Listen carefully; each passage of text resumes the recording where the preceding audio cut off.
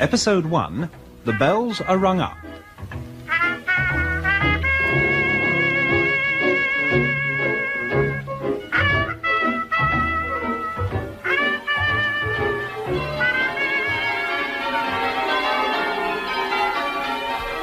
The art of change ringing is peculiar to the English, and like most English peculiarities, unintelligible to the rest of the world. To the musical Belgian, for example, it appears that the proper thing to do with a carefully tuned ring of bells is to play a tune upon it. But by the English campanologist, the playing of tunes is considered to be a childish game, only fit for foreigners. The proper use of bells is to work out mathematical permutations and combinations. When he speaks of the music of his bells, he does not mean what the ordinary man calls music. His passion finds its satisfaction in mathematical completeness and mechanical perfection. As his bell weaves her way rhythmically up from lead to hinder place and down again, he is filled with the solemn intoxication that comes of intricate ritual faultlessly performed.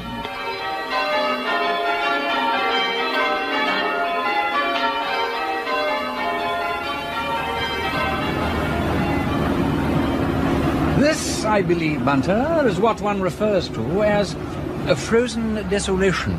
Yes, indeed, sir.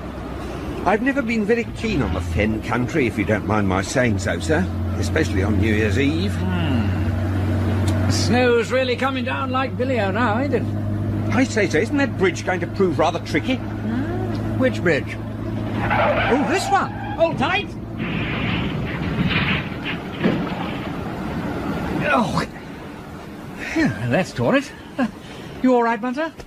Yes, my lord. I appear to be unscathed. I'm glad to hear it. Sorry about that, old lad. Just awkward. Well, let's consult the map and see where we are. Now then, where do you suppose we've got to, Bunter? I think, my lord, we must have run off the proper road at Liemholt. Unless I'm much mistaken, we must be near the village of Fenchurch St. Paul's. I say, listen. Oh, thank God. Listen to that, Bunter. Where there is a church, there is civilization. Well, we'll have to walk it. Never mind the suitcases, we'll send somebody for them.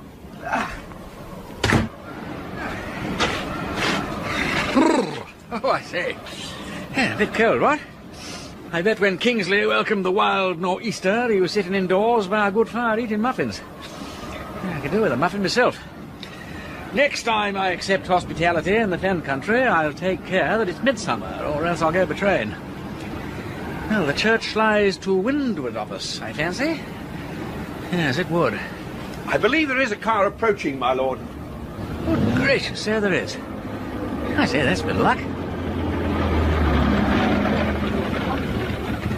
Can I be of any assistance? Oh, good evening.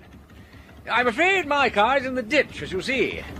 It'll certainly need ropes and haulage to get it back on the road again. Dear, dear. Frog's Bridge is a most dangerous place, especially in the dark. We must see what can be done about it. Let me give you a lift into the village. Oh, that's very good of you, sir. Not at all, not at all. I'm just getting back to my tea. I'm sure you must be wanting something to warm you up. Now, come along, then. Ah, thank you.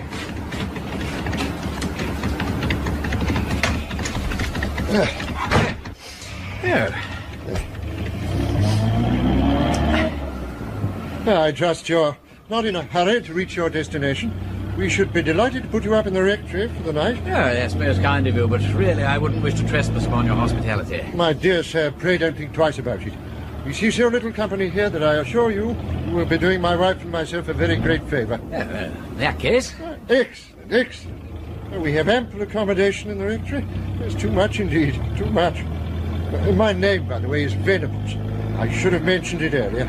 I am, as you would have gathered, rector of the parish of Fenchurch St. Paul. My name is Whimsy, and this is my man, Bunter. Delighted to meet you. Whimsy? I know the name seems familiar. Lord Peter Whimsy? Correct. Have I not heard of you in connection with... Oh, I have it. Notes on the collection of incunabula. Of course. A very scholarly little monograph, if I may say so. Thank you. Yes, dear me. Well, it would be charming to exchange impressions with another book collector. Dreadful weather, isn't it? There's a lot of influenza about at the moment. Such a nasty, depressing complaint. You must have this rug about your legs. Oh, thank you. Oh, most kind. How fortunate that my husband should have met you, Lord Peter. I always say these roads are perfect death traps. Thank you, Mrs. Venables, but there's no harm done. We stupidly ran off the road. Thank you. You wanted me, Mum? Ah, yes, Emily. Take this gentleman's manservant into the kitchen and make him comfortable. Yes, Mum. Oh, and Emily, arrange for Wilderspin to get Lord Peter's car out of the dyke. Tomorrow morning will do for that. Oh, to be sure. First thing tomorrow morning. Yes, sir. Ezra Wilderspin is the blacksmith. An excellent fellow. He'll see to the matter most competently. Splendid. Agnes, my dear, have you explained to Emily that Lord Peter will be staying the night? Yes, that'll be all right. Oh, I do hope, Theodore, that you've not caught cold. No, my dear, I've been well wrapped up. Dear me, yes. Now what do I see? Muffins. I was just wishing for muffins. Oh, how jolly all this looks. Really, Mrs. Venables, it's tremendously good of you to take pity upon us. I feel like Ulysses come to port after much storm and peril. My husband has asked you to stay the night, Lord Peter, but he ought to have mentioned that you will get very little sleep being so close to the church. But perhaps you do not mind the sound of bells. Not at all. My husband is a very keen change-ringer, and as this is New Year's Eve... We hope to accomplish a real feat tonight, or rather I should say tomorrow morning. We intend to ring the new year in with... you are perhaps aware that we possess here one of the finest rings in the country. Indeed. Yes, I believe I have heard of the Fenchurch bells. There are perhaps a few heavier rings, but I hardly know where you would rival us for fullness and sweetness of tone. Is it a full ring of 8? Oh, yes. The tenor, Tailor Paul, was actually cast in a field next to the churchyard in 1614. Really? Yes, you can still see the depression in the earth where the mould was made. Have you a good set of ringers? Very good indeed. Excellent fellows and most enthusiastic. Oh, that reminds me. I was about to say that we have arranged to ring in the new year tonight with no less than 15,840 statements. Now, what do you think of that? It's not bad, eh? Bless my heart. 15,000? 840. 9 hours' work. Well, that's equal to the great performance of the college youths in 1800 and something. 1886. Indeed. And that is what we aim to emulate. Good gracious me. If you please, sir. And what is it, Emily? If you please, sir. Could James Thoday speak to you for a moment? James Thoday? Why, certainly, of course. Put him in the study, Emily, and I'll be there in a moment. Please excuse me. Certainly, Padre. Do have some more tea, Lord Peter, and perhaps another muffin. Thank you. Oh, this is a most irreparable disaster. Good gracious, Theodore, what in the world is the matter? It's William Thoday. Well, his brother Jim has just brought me the most terrible news. All the nights in the year. Oh, I ought not to think of myself, I know, but it is a bitter disappointment, a bitter disappointment. Why, what has happened to Will Thoday? Struck down by this wretched scourge of influenza. Quite helpless, delirious. Well, they've sent for Dr. Page. Oh, dear. It appears that he felt unwell this morning, but insisted most unwisely on driving into Walbeach on some business or other. Most fortunately, George Ashton met him in the town, saw how bad he was, and insisted on coming back with him. Now he's in a high fever and worrying all the time because he cannot get to the church tonight. Well, what cannot be cured must be endured. But this is our last hope gone. We shall be reduced to ringing minors. Is this man one of your ringers, then, Padre? Unfortunately, he is. And with this flu epidemic, there is now no one to take his place. Oh, our grand scheme will have to be abandoned. And even if I were to take a bell myself, I could not possibly ring for 9 hours. And I'm not getting any younger. Oh, well, man proposes and God disposes. Unless, Lord Peter, I mean, you were speaking just now. That is to say, you are not yourself, by any chance, a ringer? Well, I used at one time to pull quite a pretty rope. But whether at this time of day... Oh, it will come back to you. It will come back. Oh, Theodore, is it quite fair to ask Lord Peter, after a motor accident and at the end of a tiring day, to stay up ringing bells from midnight to 9 o'clock? No, nothing would please me more, Mrs. Venables. I don't really need any rest. I would far rather ring bells all day and all night. Well, Bunter, that looks a nice bed, but I am not, unfortunately, fated to sleep in it. So I understand from the young woman, my lord. It's a pity you can't relieve me of the rope, Bunter. I assure your lordship that for the first time in my existence I regret that I've no practical study of campanology. You know, I am always delighted to find that there are things that you can't do, Bunter. Did you ever try? Only once, my lord, and on that occasion an accident was only narrowly averted. Owing to my unfortunate lack of manual dexterity, I was very nearly hanged by the rope. Well, that's enough about hanging, old lad. I don't want to talk shop. Certainly not, my lord. Does your lordship desire to be shaved? Thank you, Bunter. Let's start the new year with a clean face, what? Because man may praise the Lord in many different ways. Praise him in the cymbals and the dances. Praise him upon the loud cymbals. And what better way for us in Fenchurch St. Paul to praise our Maker than upon the beautiful bells of our beloved church? Aye. Let everything that hath breath praise the Lord. And now it will soon be midnight. Exactly 1 minute to go, Padre. Then to your stations, everyone. It'll be thirsty work, this will. The needs of the body have not been forgotten, Ezra. The landlord of the Red Cow has once again provided us with ample beer to see us through the night. Thank you, Vicar. Thank you. Good luck to you all. Good luck, Lord Peter. Thank you, Padre. How fortunate that you should have been sent to us. I hardly think this is what men call chance. 30 seconds. Everybody ready? Yes, sir. Right. Hezekiah, sound the 9 tailors.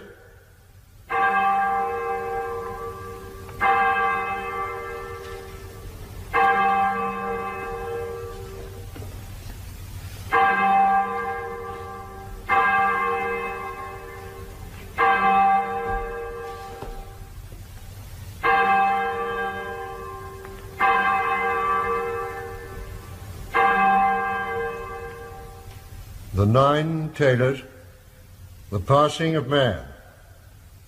The year is dead.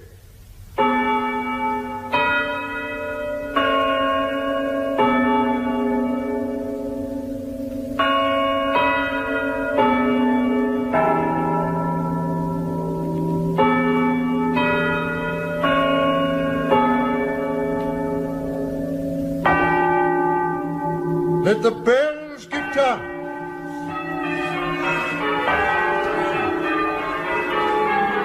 Let the bells give time. Little Gaudy, Silver Sabaoth, Strong John and Jericho, Glad Jubilee, Sweet Dimity, Old Batty Thomas and Great Tailor Paul.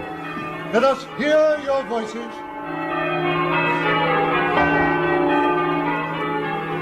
He rode upon the cherubim and did fly. He came flying upon wings of the wind.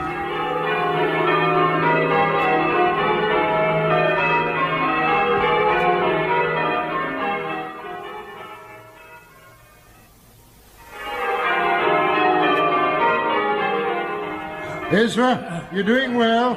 Keep at it. Keep at it. 'Tis a joyful work, Rector. A joyful work. It is. 'Tis indeed, Ezra. Harry, well, you look absolutely tireless. I said. Wally, I would never have known you to be a beginner. Well done, my dear boy. Sir. Lord Peter, I do hope you're not too exhausted. Far from it. Only rather dry. A condition I see your good wife intends to remedy forthwith. A glass of beer, Lord Peter, just to sustain you through the night. Oh, thank you, Mrs. Venables. Most welcome. Would you take the rope for a moment, Padre? Yes, of course. I say, most refreshing. It's surprising, isn't it, how soft and mellow it sounds in here? But of course there's another floor between us and the bell chamber. I wanted to show Lord Peter the bell chamber, my dear, before we started, but I couldn't find my keys. Mr. Godfrey was nowhere to be found. You'll have to excuse my husband, Lord Peter. He's really rather forgetful. Yes, I suppose I am, really. Especially with keys. Well, back to work. Thank you, Mrs. Venables. Thank you, Padre.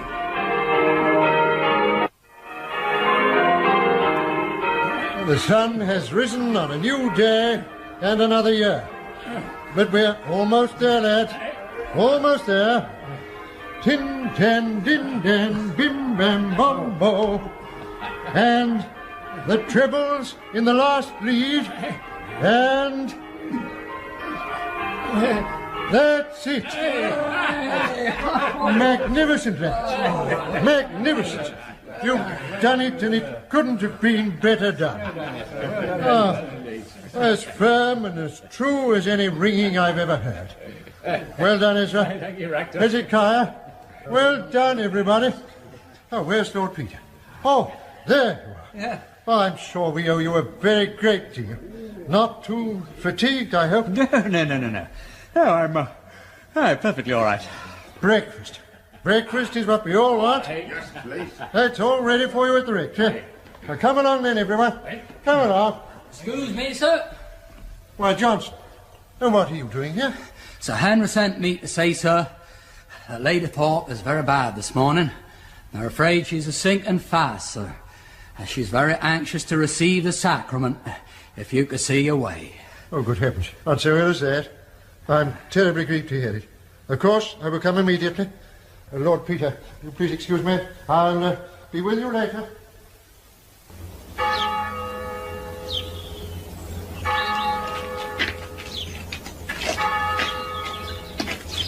Toll of the passing bell. Yes, poor Lady Thorpe. She was only 37, you know. It's all very sad, very sad. I heard one of your ringers say something about a burglary at her house. Burglary? Oh, no. Oh, my goodness, yes. Yes, he must have been referring to the loss of the Wilbraham emeralds. Oh, but that was 15 or 16 years ago. Yes, the year of the Great War. April 1914, if I remember correctly. That sounds fascinating. Tell me more, Padre. It was an emerald necklace. And it all happened when Sir Henry and Lady Thorpe were getting married. Well, as you can imagine, there were a number of grand guests came from London for the occasion. One of them was an old lady called Mrs. Wilbraham. She'd come to stay at the Thorpes, and the very night after the wedding, when Sir Henry and his new wife were already on their honeymoon, Mrs. Wilbraham's necklace was stolen. It caused something of a stir at the time. Oh, I can imagine. Well, the worst part of it was that one of the Thorpes' own servants was involved in it. When Jeff Deacon was arrested, and they discovered what he'd done. Who was Jeff Deacon? Oh, he was the butler. It turned out that he got in touch with the jewel thief in London, and together they planned the robbery. Deacon had been with the household for, 6 years. Well, he was married to the housemaid, Mary. She's Mrs. Thoday now, of course. Married to Will Thoday. The fellow who's down with influenza? That's right. Then Deacon is dead now, I take it. That's correct. Quite correct, yes. Unfortunately, old Mrs. Wilbraham hadn't insured the necklace. Very silly of her. And Sir Henry felt duty-bound to pay the cost of it. And I'm afraid that's a financial blow from which the family has never quite recovered. And didn't they catch the burglar? Not for some considerable time. My wife. Theodore, you know very well you shouldn't be walking round the garden in this weather without a muffler on. Oh, really, Theodore, you are difficult. Winter sunshine, Agnes. Most delightful. Not to be missed. Lord Peter, are you sure you're not frozen to death out here? Far from it, thank you, Mrs. Venables. Well, you'll have lunch, of course, before you go. Can you eat shepherd's pie? Most certainly. Right. I'll see you in 5 minutes. And, Theodore, do please try not to be late. Yes, dear.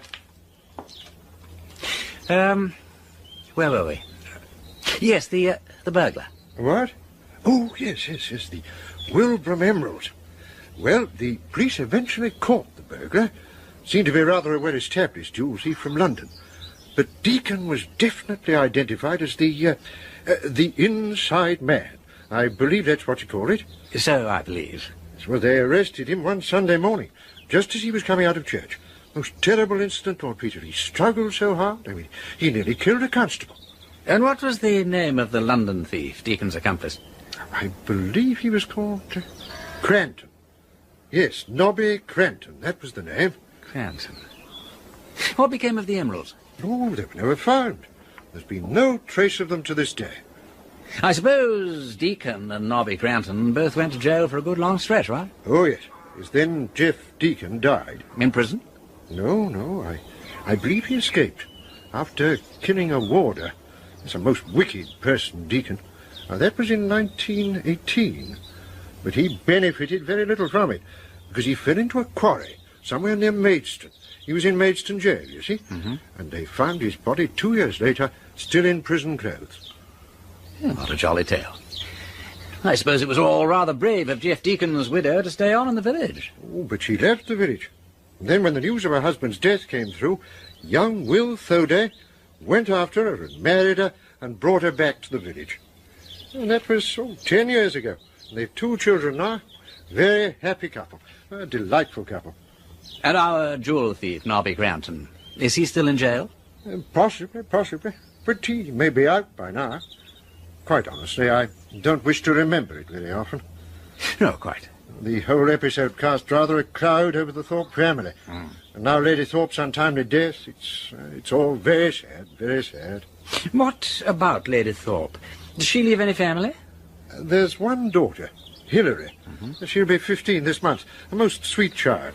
She's just come home from school for the holidays. Oh, dear me, certainly been a very sad holiday for her. Indeed. Well, it's certainly an interesting tale. Theodore, where are you? Lunch is ready. But one I fear we must conclude for the moment. Yes, I rather fear so. Good news for you, Lord Peter. Ezra Wilderspin has repaired your car, and it should be ready for the road immediately after lunch. Excellent, Mrs. Venables. I am most grateful. Really most grateful.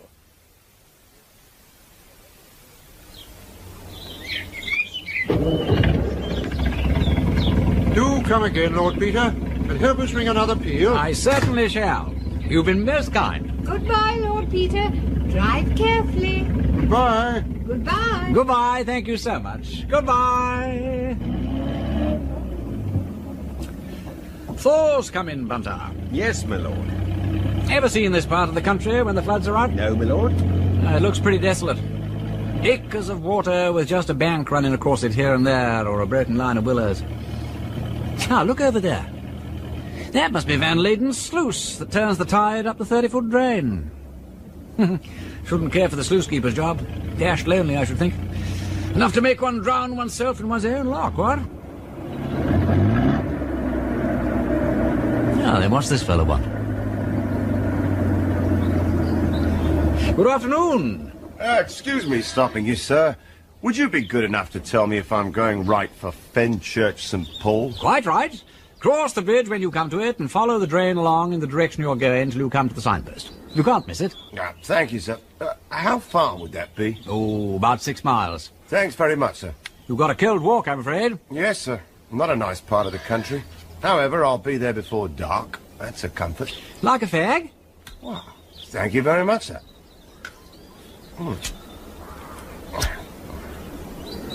You don't belong to these parts? No, sir. Driver's the name, sir. Stephen Driver. I'm looking for work. Labourer? No, sir. A motor mechanic. Oh, I see. Yeah, good luck to you. Thank you, sir. Good afternoon, sir. Good afternoon.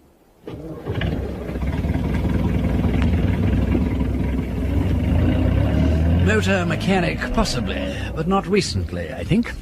Stone quarrying is more about the size of it. Stone quarrying, my lord? You can always tell an old lag by his eyes, Bunter. Excellent idea to live down the past and all that, but I wonder what an ex-convict can want in Fenchurch St. Paul.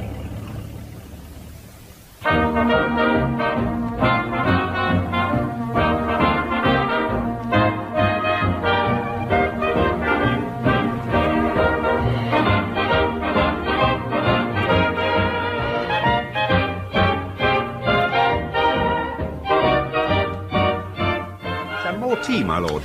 No, thank you, Bunter. That was a most excellent breakfast, but we have a journey to make this morning. A journey, my lord? Yes, Bunter. By way of celebrating the arrival of spring. You will recall a village by the name of Fenchurch St. Paul, where we spent a most interesting and unusual New Year. I've not forgotten it, my lord. Well, I received a letter this morning from the good rector with some fascinating news. It seems that Sir Henry Thorpe has departed this life only 3 months after his good lady. That is most sad and unfortunate, my lord, but I hardly see why it requires our return to that particular part of the world. Ah, but it does, Bunter, it does. The good rector, you see, has requested my assistance, and it is an excellent opportunity, I think, to cancel all social engagements. Kindly do so, Bunter, and then send a telegram to Mr. Venables, indicating that I shall be there in time for the inquest. There is to be an inquest on the death of Sir Henry? No, Bunter, no. On the body in the grave. The body in what grave, my lord? The body in Lady Thorpe's grave. You mean Lady Thorpe's body, my lord? No, that's just it. You see, according to Mr. Venables, Sir Henry wished to be buried in the same grave as his wife. But when they opened the grave, they found a man's body had been buried there, on top of the coffin of the original occupant. Good heavens! And who is this man, my lord? Does anyone know him? Well, judging by this letter, Bunter, I rather think his own mother wouldn't know him.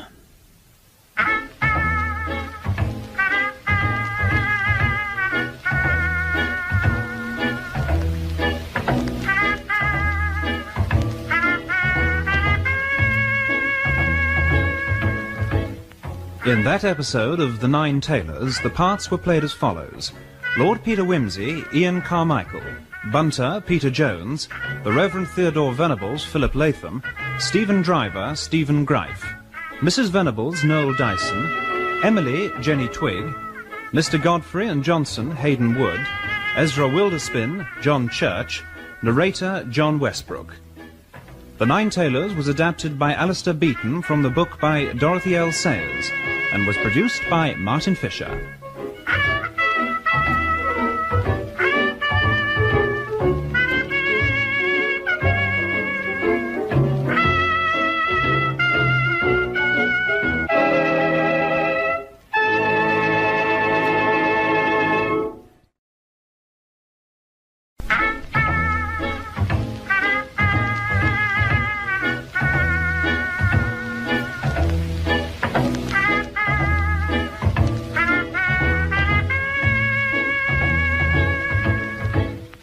We present Ian Carmichael as Lord Peter Wimsey in The Nine Tailors by Dorothy L Sayers, adapted for radio by Alistair Beaton, with Timothy Bateson as Superintendent Blundell and Philip Latham as the Reverend Theodore Venables.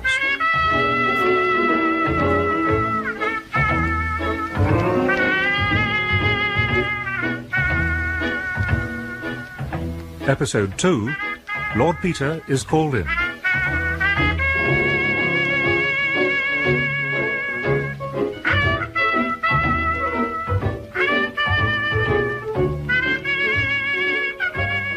Spring and Easter came late together that year to Fenchurch St. Paul.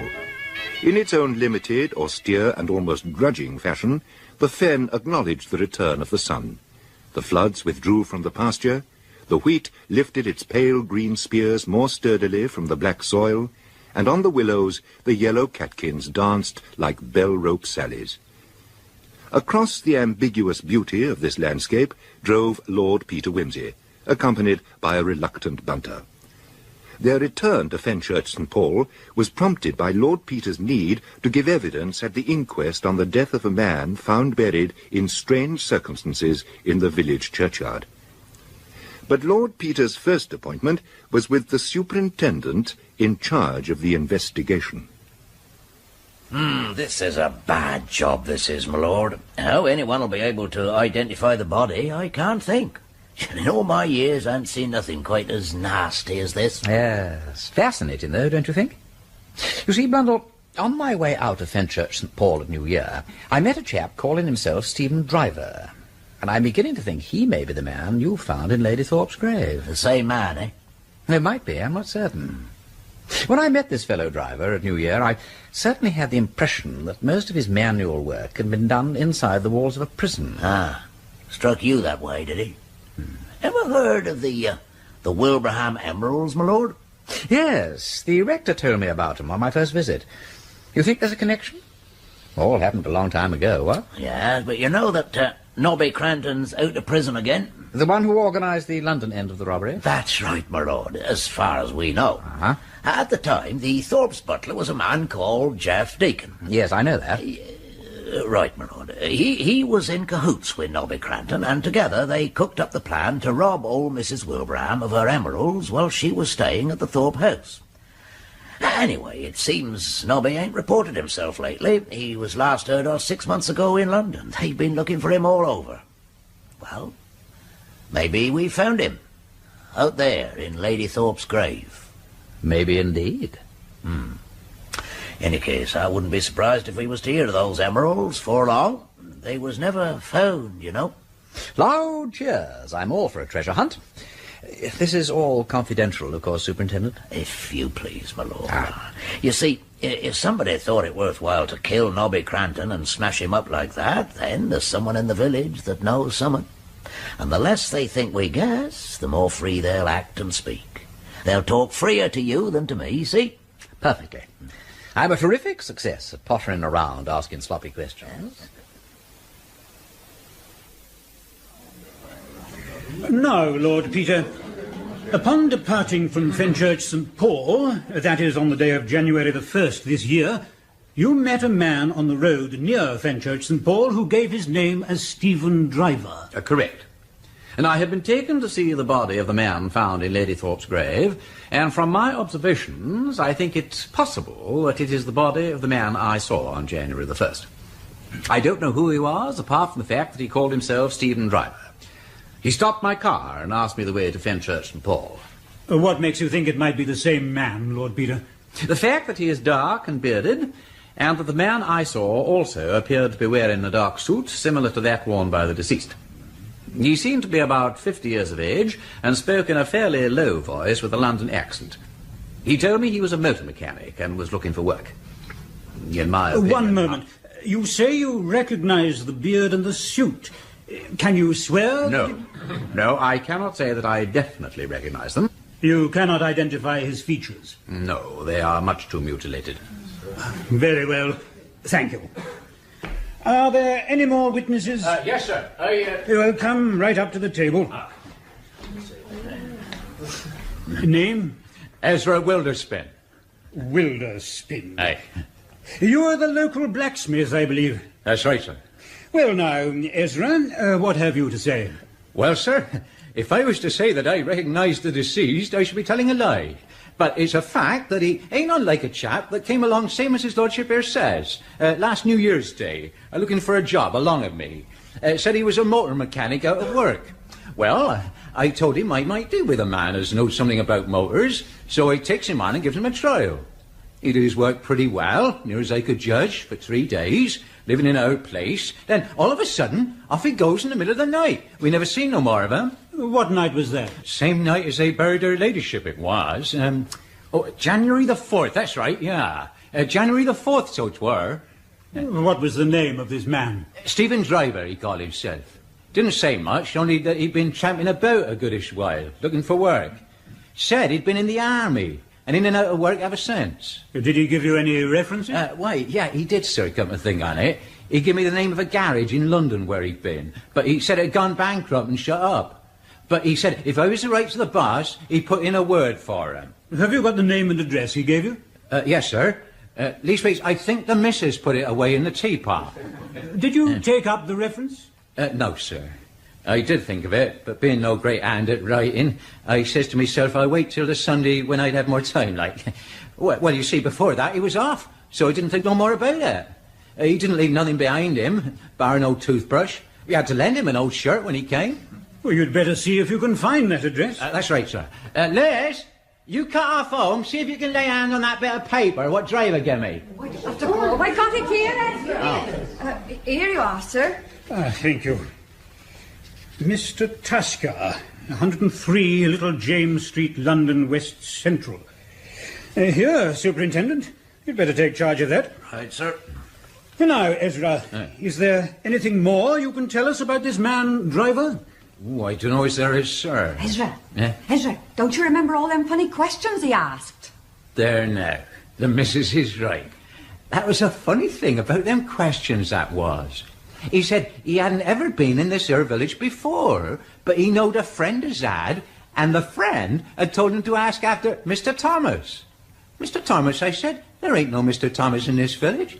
No, he says, Thomas was the name, Batty Thomas. That's right. And another name my friend gave me, he says, was a fellow called Paul, a tailor or something, living next door to him like that. Why, I says to him, your friend's been having a game with you. Them ain't men's names, them's the names of bells. Bells, he says, yes, that says church bells. Batty Thomas and Tailor Paul, they call them. And then he went on asking a sight of questions about them bells. Well, I told him to go see the rector. He knows all about them old bells. But I don't know as he ever went to see the rector. Thank you, Mr. Wilderspin.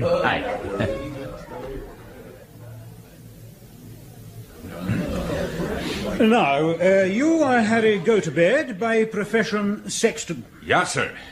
And when exactly did you dig the original grave, Lady Thorpe's grave? I dug it on the 3rd of January, sir, and I filled it on the 4th, immediately after the funeral. Where do you keep your tools, Harry? In the courthouse, sir. Where's that? Well, sir, it's down underneath the church, where rector says the old crypt used to be. Makes a sight of work, that it do, carrying the coat up and down those stairs, and through the chancel, sweeping up after it. Yes, right. Is the door kept locked? Oh, yes, sir. Always locked. Where do you keep the keys? Hanging up in my kitchen, sir. Has anybody else got a key to the cokehouse door? Yes, sir. Rector has all the keys. Nobody else? Not as I know, sir. Mr. Godfrey, he hasn't them all. Only the keys of the crypt. I see. When these keys are in your kitchen, I suppose any of your family has access to them? Well, sir, in a manner of speaking, yes. But I hopes as how you aren't trying to put anything on me and the missus, let alone the children. I've been saxing in this here village for 20 years. None of us ain't ever yet been suspected of hitting strangers over the head and burying of them. Yeah. Come to think of it, this chap driver, he come round to my place one morning on a message. How do I know he didn't borrow the keys? Oh, come, Harry, don't talk nonsense. You don't suppose this unfortunate man dug his own grave and buried himself? That's the bullet, Harry! Silence, if you please. Nobody's accusing you of anything. Have you, in fact, ever missed the keys at any time? No, sir. Or even noticed that your tools had been disturbed? No, sir. Very well, that will do. Kindly stand down. Now, Superintendent Blundell, can you tell us what were the dead man's belongings found on the body? Yes, sir. One suit, navy blue serge of poor quality, much deteriorated by its burial in the earth, but apparently purchased quite recently from a well-known firm of cheap outfitters. One set of vest and pants, badly worn and bearing the name of a French manufacturer. One khaki shirt, British Army type. One pair of working men's boots, nearly new. One cheap spotted tie. In the pockets of the deceased were found the following items. One white cotton handkerchief, one packet of woodbines, 25 shillings and 8 in cash, one pocket comb, a 10-centime piece from France, and, yeah, that's all. Thank you, Superintendent Blundell. Yes, sir. Thank you, sir. I should be obliged if you will answer a few questions, Dr. Baines. You have examined the body of the deceased. Be so kind as to inform us of your conclusions. I have examined the body of the deceased and made an autopsy. I should judge the subject to be a man aged between 45 and 50. He appears to be well nourished and healthy. I judge that the deceased had been lying in the grave between 3 and 4 months.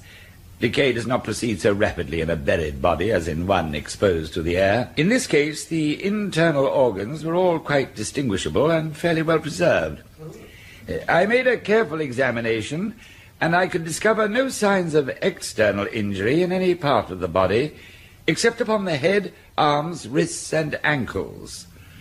The face had apparently been violently battered in with some blunt instrument, which had practically reduced all the anterior, that is, the front of the skull, to splinter. I was not able to form any exact estimate of the number of blows, but they must have been numerous and heavy. One moment, Doctor. I take it we may assume that the deceased died in consequence of one or some of these blows upon the skull? No, I do not think the blows were the cause of death. Why do you say that, Dr. Baines? Because, to the best of my judgment and belief, all the blows were inflicted after death.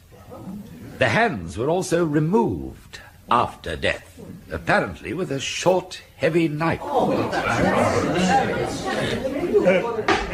Quiet, please. But why should anyone inflict such savage injuries on a dead body? That is outside my province. I am not a specialist in lunacy or neurosis. Very well, then. What, in your opinion, was the cause of death? I do not know. I could not see any superficial sign of disease or injury by poison. I removed, however, certain organs and placed them in sealed jars. I propose dispatching them today for expert examination by Sir James Lubbock. You mentioned injuries to the arms and ankles, Doctor. What was the nature of those? The skin of the ankles seems to have been very much broken and abraded, as though the ankles had been tightly bound with cord or rope which had cut through the socks. The arms also showed the pressure marks of a rope above the elbows. These injuries were undoubtedly inflicted before death. You suggest that somebody tied up the deceased with ropes and then, by some means or other, brought about his death? I think that the deceased was undoubtedly tied up, either by another person or by himself. You do not, I suppose, suggest that the deceased went so far as to bury himself? No, I do not suggest that. I'm glad to hear it. The deceased might, I suppose, have perished of starvation if he tied himself up and been unable to free himself? No doubt. Sir James Lubbock's report will tell us that. Have you anything further to tell us? No, I don't think so. Thank you, Doctor. In the circumstances, Superintendent, it seems advisable to adjourn the inquest until you have completed your investigations. Right, sir. Gentlemen, we will adjourn until today fortnight.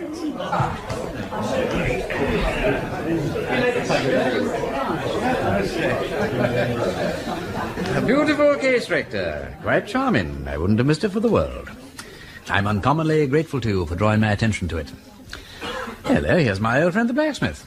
How are you, Ezra? Oh, very well, thank you, me lord. Very unpleasant business, all this here thing with the body. Oh, indeed, most unpleasant. Yes, sir. Will, just a minute. Rector? Will, I want you to meet Lord Peter Wimsey. Lord Peter, this is Will Thurday, whose bell you rang on your last visit. How do you do, Will? Pleased to meet you, my lord. Very sorry I was to miss that peal, but I was pretty bad, wasn't I, Rector? You were indeed. You don't look to have got over it yet. Oh, I'm all right, sir. Except for being troubled by a bit of a cough. That'll pass away now that the spring's here. Well, you must take care of yourself. How's Mary? Fine, sir. Thank you. She was coming to this here inquest, but I said 'twasn't no place for a woman. I'm thankful I got her to stop at home. Yes, the doctor's evidence was very disagreeable. Well, do take care of yourself, Will. Thank you, Rector. Yes, I will. Good day, Will. Good day. Good day, Rector. A bit white and strained, ain't he? Does he always look like that? Well, last week I thought he looked better, but it was a very bad bout of influenza that he went down with. In fact, he very nearly fainted at Lady Thorpe's funeral. Did he, Major? Yes, strange, really. Will's normally as strong as an ox. Well. Mind you, he's rather a nervous subject. You don't expect labourers to have nerves, do you? Ah, well, they're human like the rest of us. Oh, now there is young Hilary Thorpe, poor child. Hilary! Hello, Mr. Venables. My dear, I'd like you to meet Lord Peter Wimsey. I'm rather hoping he may provide the police with some help in this unfortunate matter. How do you do, Miss Thorpe? I'm ever so glad to meet you, Lord Peter. Well, I'll leave you in good hands. I've ever such a lot of work to do today. Do you know, I haven't even completed my sermon for Sunday. I'll see you later, Lord Peter. Certainly, Padre. Dad used to read all about your cases, Lord Peter. I think he'd have been frightfully amused to have been mixed up in one himself. But it is a mystery, isn't it? By the way, you know where Dad and Mother are buried, don't you? I expect that was the first place you looked. Well, yes, it was, actually. But I'd rather like to look at it again. You see, I'm wondering just exactly how the... How the body got there? Yes, Yeah. I was wondering that too. Let's go and have a look, shall we? Well, if it won't upset you, why not? It's not far.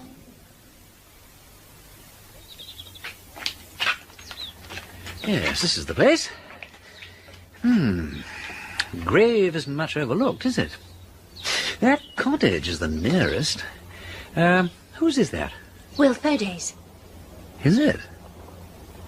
And whose is the farm over there? Oh, that's Mr. Ashton's place. He's one of the church wardens. Ah. What are you looking at? The distance from the south gateway? Uncomfortably discerning woman. Yes, I was. You could bring the body in a car and carry it round without too much difficulty. What's that over there, close by the north wall of the churchyard? A well? Yes, that's the well where Harry Gotobed gets the water for washing out the porch and scrubbing the chancel and all that. I think it's rather deep. I see. Well, if it's used, as you tell me it is, nobody would think of hiding anything large in it. Oh, you mean the body? No, that wouldn't have done. Look here, forgive my asking, but supposing your father hadn't died when he did, what kind of tombstone would he have been likely to put up to your mother? Any idea? None at all. He hated tombstones, and he wouldn't discuss them, poor darling. So that for all anybody knew, he might have had a flat stone put down, or one of those things with a marble curb round and chips in the middle. A thing like a fender? Oh, no, he'd never have done that. And certainly not chips. They always reminded him of that fearfully genteel coffee sugar you get at the sort of places where everything's served on mats, and all the wine glasses are coloured. But did the murderer know your father's feelings about coffee sugar and wine glasses? I'm sorry? I don't know what you're driving at. No, it's my fault. I'm always so incoherent. I mean, when there are such a lot of good places for putting bodies, dikes and drains and so on, why cart one at great risk and trouble to a churchyard to plant it, where it might easily be dug up by a stonemason smoothing away the earth for a fender full of marble ships? It all seems so odd and rash. Yet, of course, I can see the fascination of the idea. You'd think a grave was about the last place where anybody would look for a stray body. But it looks as if it must have been done that way because of the rope marks, which tell that the man was tied up somewhere first. Yes. Yes, it must all have been deliberate and thought out beforehand. But then the murderer couldn't have thought about it earlier than New Year's Day, when Mother died. I mean, he couldn't have counted on having a grave handy. No, of course he couldn't. But it may have happened at any time since. Surely not at any time. Only within a week or so after Mother died. Why? Why? Because old Gotobed, the sexton, would be certain to notice if anyone had been digging his grave about, after the earth had been firmed up properly. Don't you think it must have happened quite soon? Probably while the wreaths were still on the grave. I say, that's an idea. I never thought about that. I suppose you've never noticed yourself that the wreaths had been moved or anything? Oh, no. As a matter of fact, I didn't come here much. I think all this business about graves is hateful. Don't you? But I tell you who would have noticed anything, and that's our housekeeper. She's a perfect ghoul. She ought to be in a Victorian novel where people wear crepe and weep into teacups. She sounds quite charming. I say, I hope you don't find me ghoulish with all my questions. No, not in the least bit. You see, I've been doing a lot of wondering ever since they found the body in my mother's grave. It really makes things easier to do a little wondering. I mean, if you're once interested in a thing, it makes it seem less real. That's not the right word, though. Less personal? Yes, that's what I mean. You begin to imagine how it all happened, and gradually it gets to feel more like something you've made up. If that's the way your mind works, you'll be a writer one day. Do you think so? But that's just what the girls say at school. How did you know? Though they're all idiots. Mostly, that is. Most people are. But it ain't kind to tell 'em so. Right, Blundell. Now, let's see what evidence we have at this point. Not much to go on, my lord. At the beginning, there never is. Now, what do we know? We know that someone murdered a man and put him into Lady Thorpe's grave. We don't know how the man was killed, but we do know that the murderer didn't want the body recognized because he removed the hands and bashed in the face. Possibility. The body is that of Nobby Cranton, the London jewel thief who came to Fenchurch St. Paul to look for the emeralds. Meaning that the Wilbraham emeralds never, in fact, left the village, but were stashed away here somewhere by Nobby Cranton or Deacon before they were arrested. But if so, why did Nobby wait till now to make his search? 'Cause he was in prison till lately? Or because some fresh information had reached him? Next question. If Cranton did come here using the name of Stephen Driver, what is the meaning of his interest in Batty Thomas and Taylor Paul? Is anything to be gained from a study of the bells or their inscriptions? I doubt that, my lord. 9 tailors make a man in Christ. Is death in Adam yet began? I beg pardon, my lord. Hmm? Yeah, I'm so sorry. An inscription on one of the bells, Tailor Paul. Doesn't seem to help much, though, does it? No. No, what I really want to know, Superintendent, is the relationship between Jeff Deacon and Nobby Cranton. How did a servant in a small village in the Fens get in touch with a London jewel thief? Because a lot seems to turn on that. So it does, my lord. The trouble is, we've only got their words to go on, and which was the bigger liar, the Lord God only knows. Deacon was the superior of the two, to my mind. A great reader he was. In fact, the chaplain down at Maidstone Jail said the Deacon was quite a remarkable scholar in his own way, with a poetic imagination, as he put it, whatever that may be exactly. No doubt at the trial, each one blamed the other. That's it, my lord. Of course, both their stories were pretty thin. In the end, the judge gave Jeff Deacon 8 years penal servitude and told him he was lucky to get off with that. Nobby Cranton got 10 years. But Deacon escaped, didn't he? Oh, yeah. Made a brutal attack on a warder. The warder died, and of course the whole place was scoured for Deacon without success. Then, 2 years later, his bones turned up in a wood in North Kent. He was still in his convict clothes, and his skull was smashed in, so it looked like he tumbled into a gully during the night, probably only a day or two after his escape. And that was the end of him. Nobby Cranton's been in and out of prison since then, I suppose. Oh, yeah. Came out again last June. I see. And what's your opinion, Blundell? Did Deacon ever hand over the emeralds to Nobby Cranton? Well, it's my belief that Deacon had the necklace, but what he did with it, I'm damned if I know. Yeah, you'd like to see Nobby's photograph? Oh, rather.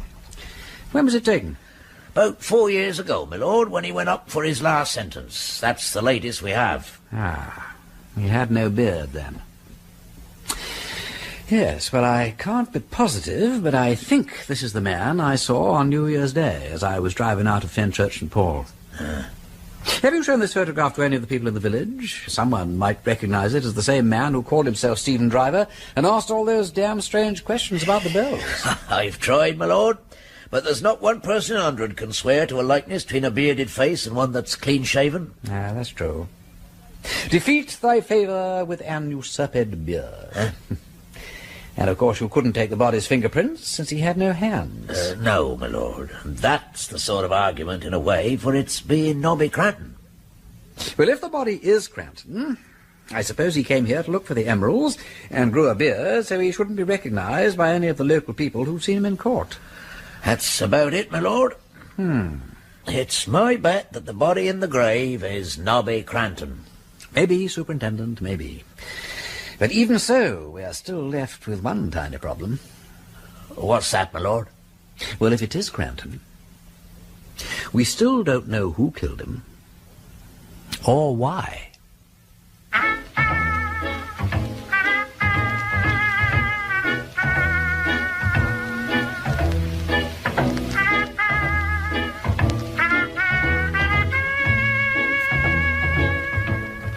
In that episode of The Nine Tailors, the parts were played as follows. Lord Peter Wimsey, Ian Carmichael, Superintendent Blundell, Timothy Bateson, the Reverend Theodore Venables, Philip Latham, Ezra Wilderspin, John Church, Liz Wilderspin, Diana Bishop, Coroner, Martin Friend, Harry Gotobad, Alexander John, Dr. Baines, Brian Haynes, Will Thoday, Keith Drinkle, Hilary Thorpe, Fiona Matheson, narrator, John Westbrook. The Nine Tailors was adapted by Alistair Beaton from the book by Dorothy L Sayers and was produced by Martin Fisher.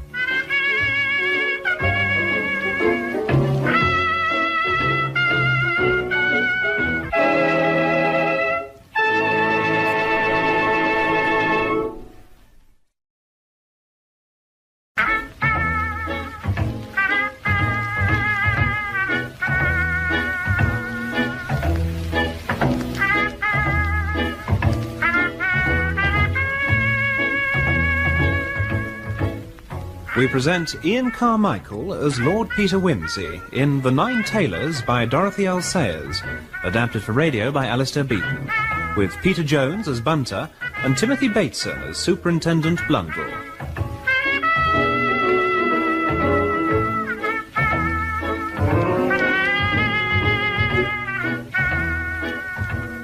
Episode 3, Bunter breaks the law.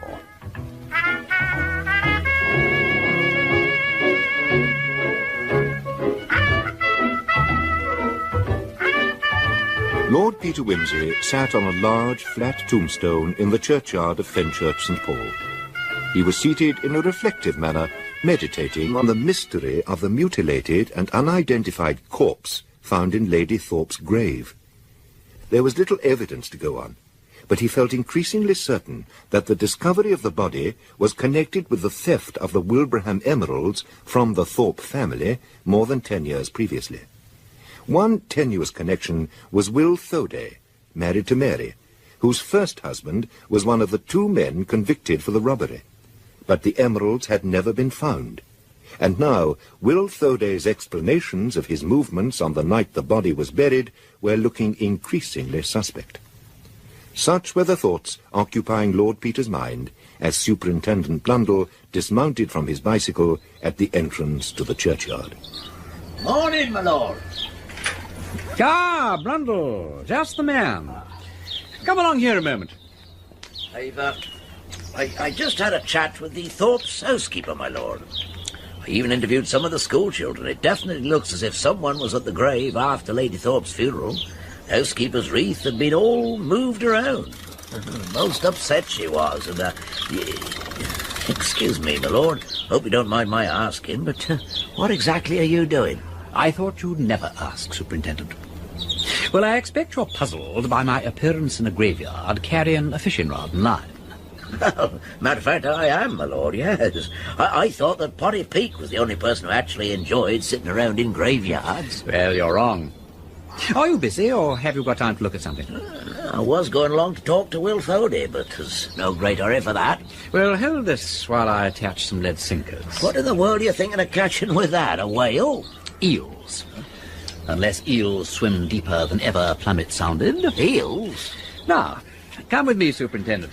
Right you are, my lord.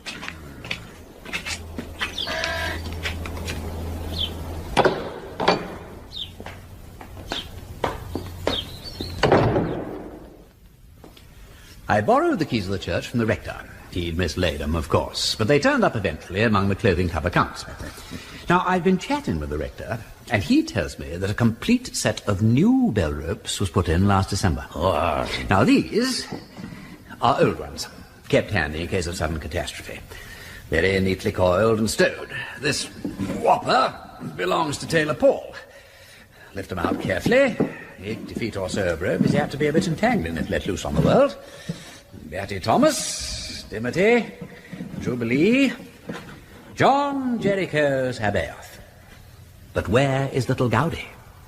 Where and oh where is she, with her Sally cut short and her rope cut long? Where and oh where can she be? It's a puzzle, my lord. Yeah, there's nothing left in the chest but the leather buffets and a few rags and an oil can. No rope for Gowdy. What about the stove? Not in the stove. First thought, of course.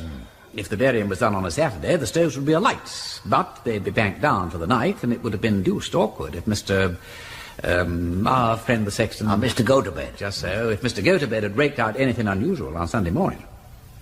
No, I don't think that was where the rope went. I hope not, anyway. I think the murderer used the rope to carry the body by and didn't remove it till he got to the graveside. Now let's go fishing. You mean in the well, my lord? The well. Now then, up with the cover. Right. Well, half a jiff, we'll sacrifice half a brick to the water gods. Not so very deep. Well, if we lay the ladder over the mouth of the well, we shall get a straight pull. Righty-ho, that's the idea. Now then. Careful, my lord. Don't you worry about me, I know what I'm doing. Now, down with the line. Cold, damp and stagnant. Nasty smell too, what? Splosh. There. I've got an eel to catch, oh, catch me. Aha! A bite, Superintendent, a bite. Must have met Miss No Boot. Hardly seems heavy enough to be a rope. Never mind, we shall see what we shall see. Up she comes. Hello, what's this? Not a boot, but the next thing to it, a hat. Now then, Super, did you measure the head of the corpse? Yes, my lord, of course. Oh, then we shan't need to dig him up again to see if his hat fits. Exhibit 1. Put it aside to dry. And down she goes again. I never knew that fishing could be such fun. Never tried it yourself, Super? Not since I were a boy, my lord. Never seem to have much time for it somehow. Well, you should make time, you know, make time. You've no idea how soothing it can be for the nerves. Well, let's see if we've got anything this time. Perhaps another fiddler, what? Nice. Hey, what's this? Looks like a German sausage. No, it ain't, by Jove, it's a Sally. Ho, little Gaudy's Sally. And where the Sally is, the rest will be. Ups-a-daisy. Got it. There now. There is your eel, Super, all of a tangle. Not all here. No, probably not. But this is one of the bits that was used to do the tying. He's cut it loose, you see, and left the knots in. Yes, you better not touch the knots, my lord. They might tell us something about who tied them. Take care of the knots, the noose will take care of itself, huh? Yeah. Right you are. Well, here we go again. Let's get the other pieces. Well, that seems to be the last piece. Not very expert work. Arms and legs tied separately, I'd say. Then the body tied up to something or other and the slack cut off. Well, my lord, this is a very interesting discovery of yours. But it's a bit of a facer, isn't it? Puts rather a different complexion on the crime, eh? You're right, Super. Well, one must face up to things. As the lady said when she went to have hers lifted. What the... It's Potty Peak. What the devil do you want here, Potty? Oh, nothing. Oh, I don't want nothing.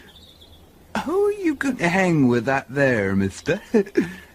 That's a rope, that is. They got 8 of them hanging in the tower over there. There's number 9 a-coming. And that's a rope to hang 'em by. 8 tailors in the tower, but there ought to be 9. He's waiting for the 9 tailors. Now go on, hop it. Don't let me catch you hanging round here again. Good day, sir. Day, mister. I got to feed the pigs. That's Potty's work. Yes, that's right. They pigs did ought to be fed. Off you go then, Potty. Morning, sir. Morning, mister. There. You go telling everybody about this rope he's got hanging on the brain. Ever since he found his mother hanging in the cowhouse when he were a kid. Well, can't be helped. I'll get these things taken along to the station.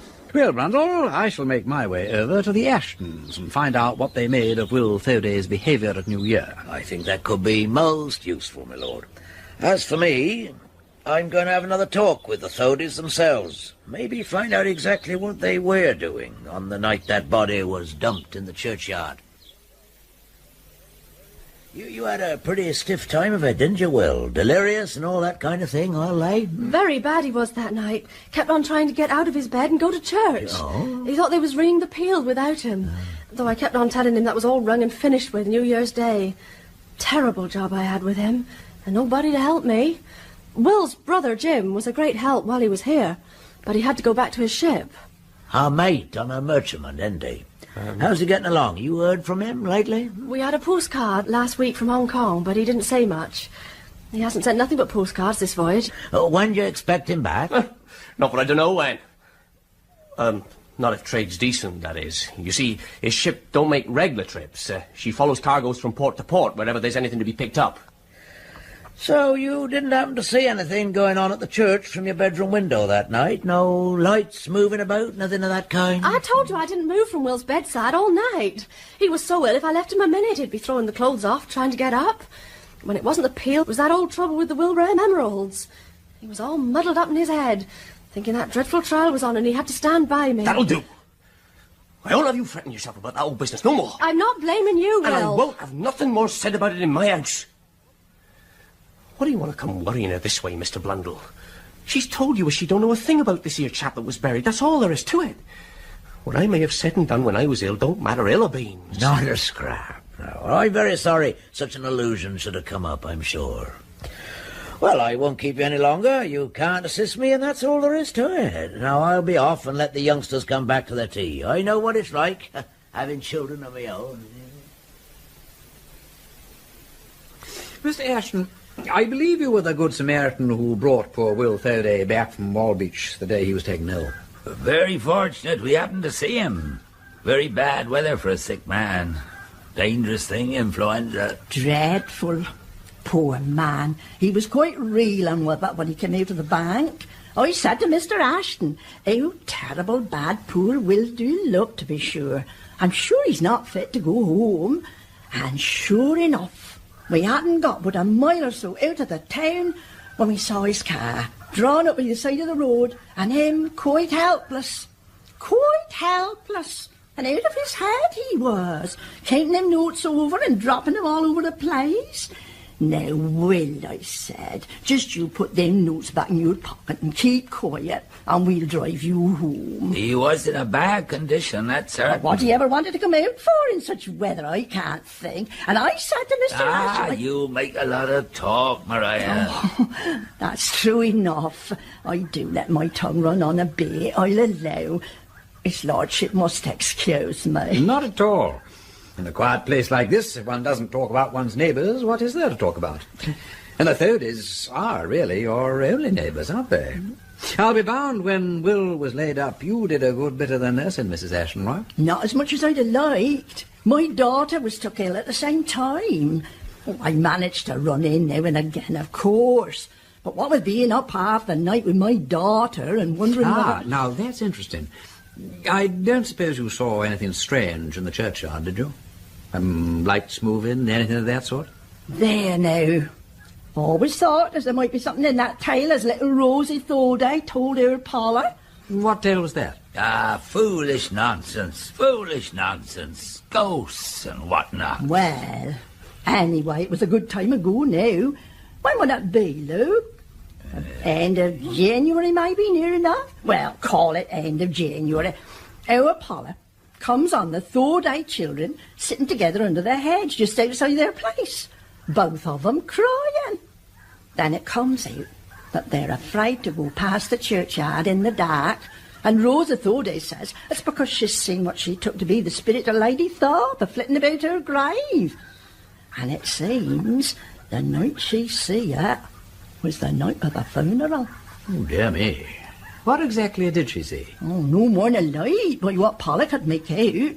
That was one of the nights Will Thorday was very bad, and it seems that Rosa was up and about helping her Martha, and she looked out of the window and sees the light just arising out where the grave would be.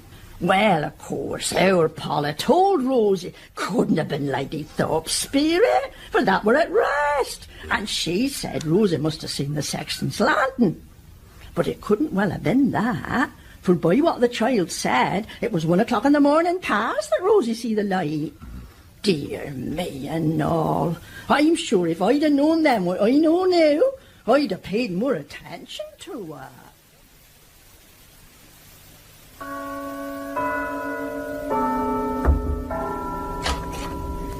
Lord Peter, would you like a glass of milk, or a whiskey and soda, or a cup of beef tea? No, thank you, Mrs. Venables. Most kind of you. Oh, dear. What are those? Oh, they're... Undergarments, Mrs. Venables. The undergarments worn by the unfortunate man found in Lady Thorpe's grave. Now, there is something very curious about them, Mrs. Venables. Yes? You see, the underclothing is French, but the shirt and trousers are English. What's more, the underclothes have been repaired and darned many times. Look, patches have been let in here and here. Well, people have to make economies. Ah, indeed. But why should Nobby Crampton, if it was Nobby Crampton, be wearing what appears to be second-hand French underclothing, but new English outer garments? I'm sure I don't know. I only hope you won't catch anything from them. I'm sure they can't be healthy. No, I don't expect to get anything worse than brain fever. Well, perhaps you can suggest an explanation. Well, I'm afraid I'm not a Sherlock Holmes. I should think the man must have had a very good, hard-working wife, but I can't say more. But that doesn't explain why he should get his underclothes in France. The only thing I can think of is that he got his English clothes as a disguise.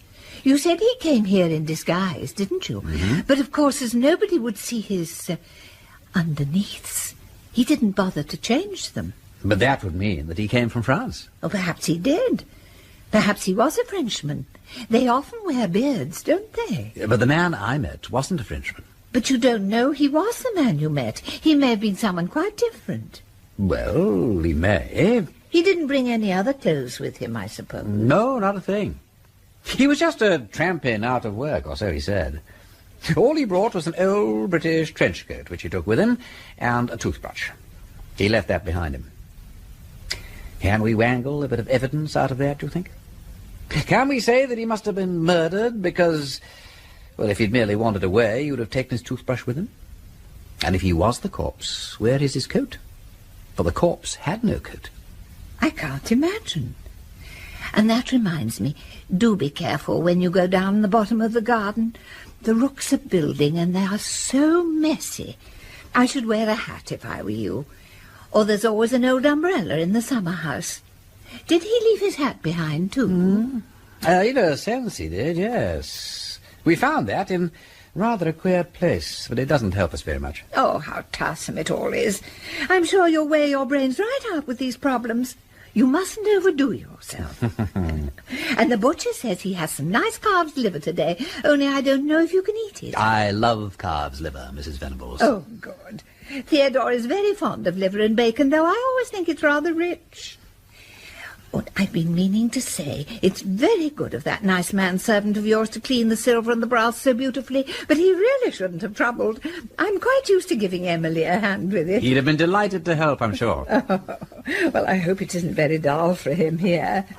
I understand he's a great acquisition in the kitchen, and extraordinarily good at music hall imitations, twice as good as the talkies cook says. Is he indeed? I'd no idea. But what I don't know about Bunter, Mrs. Venables, would fill a book. Bunter, will you kindly get the car out immediately and accompany me on a short journey? Very good, my lord. There is a fresh breeze, my lord. All the better. Certainly, my lord. If I may venture to say so, the tweed cap or the grey felt would possibly be better suited to the climatic conditions. Oh, yes, possibly all right, Bunter. Pray restore this excellent hat to its proper place. And if you should see Mrs. Venables, give her my compliments and say that I found its protection invaluable. Of course, my lord. Oh, and Bunter, I rely on you to keep a check upon your Don Juan fascination and not strew the threshold of friendship with the wreckage of broken hearts. Very good, my lord. Now, we're going to try a long shot, Bunter, and we will begin with the small town of Leamholt.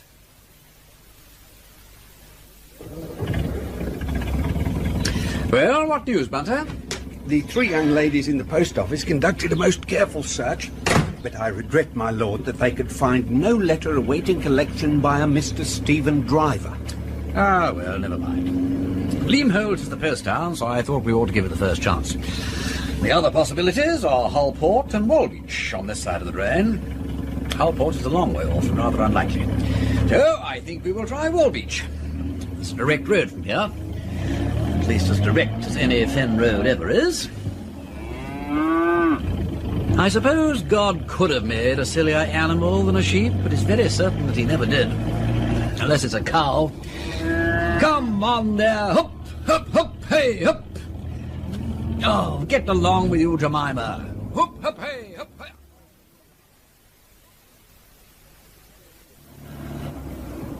Now, if this place had been drained intelligently by running all the canals into the rivers instead of the rivers into the canals, Walbeach might still be a port, and the landscape would look rather less like a crazy quilt. So, my lord. Ah, here's the place we met Crampton. If it was Crampton, that is. By the way, I wonder if that fellow at the sluice saw anything of it. Shall I, Yeah, let's stop and find out. I love dawdling around the rocks.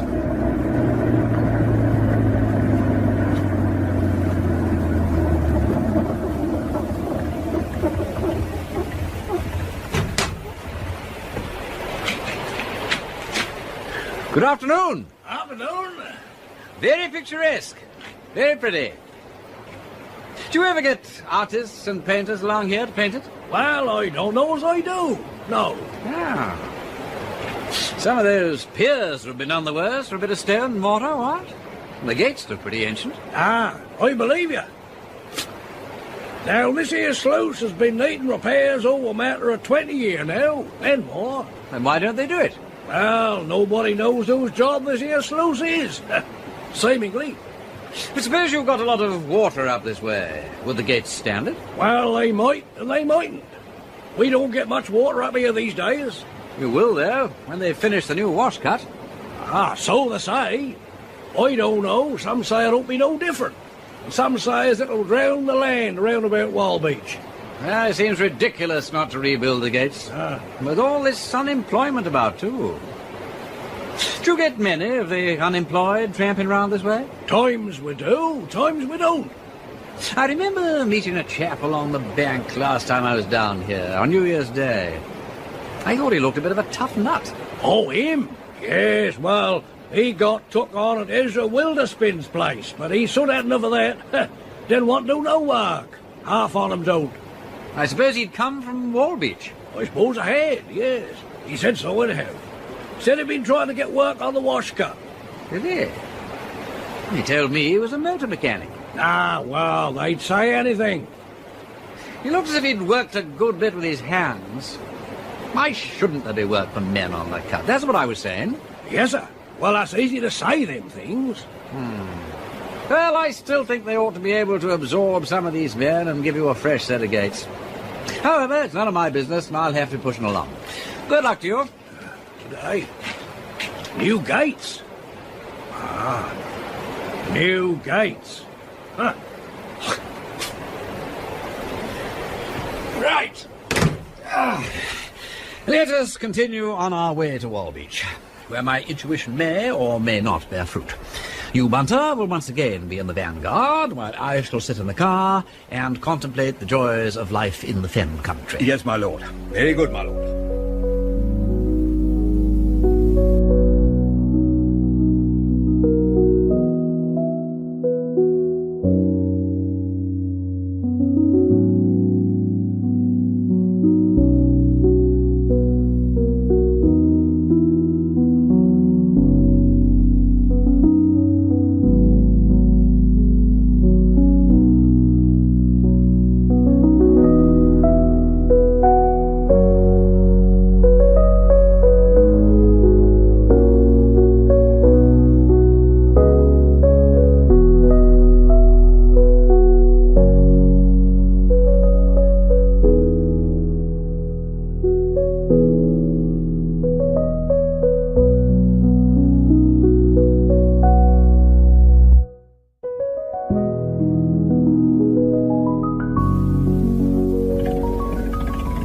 What luck this time, old lad? Quickly, my lord. What's up? Better move on quickly, my lord, because while the manoeuvre has been attended with a measure of success, it is possible that I have robbed His Majesty's mails by obtaining a pegget under false pretences. What have you been doing, Bunter? Well, my lord, I inquired as instructed for a letter addressed to Mr. Stephen Driver, post restaurant, which might have been lying here some time. When the young person inquired how long a time, I replied, according to our previous arrangement, that I had intended to visit Wall Beach a few weeks ago, but had been prevented from doing so, so that I understood that an important letter had been forwarded to me at this address under a misapprehension. Very good, Bunter. All according to Cocker. The young person, my lord, then opened a species of safe or locker and searched in it, and after the expiration of a considerable period, turned round with a letter in her hand and inquired what name I had said. Yes, these girls are very bird-witted. It would have been more surprising if she hadn't asked you to repeat the name. Quite so, my lord. I said, as before, that the name was Stephen or Steve Driver, but at the same time I observed from where I was standing that the letter in her hand bore a blue stamp. There was only the counter between us, and as you are well aware, my lord, I am favoured with excellent sight. Let us always be thankful for blessings, Bunter. I hope I may say that I always am, my lord. On seeing the blue stamp, I added quickly, calling to mind the circumstances of the case, that the letter had been posted in France. Very good indeed.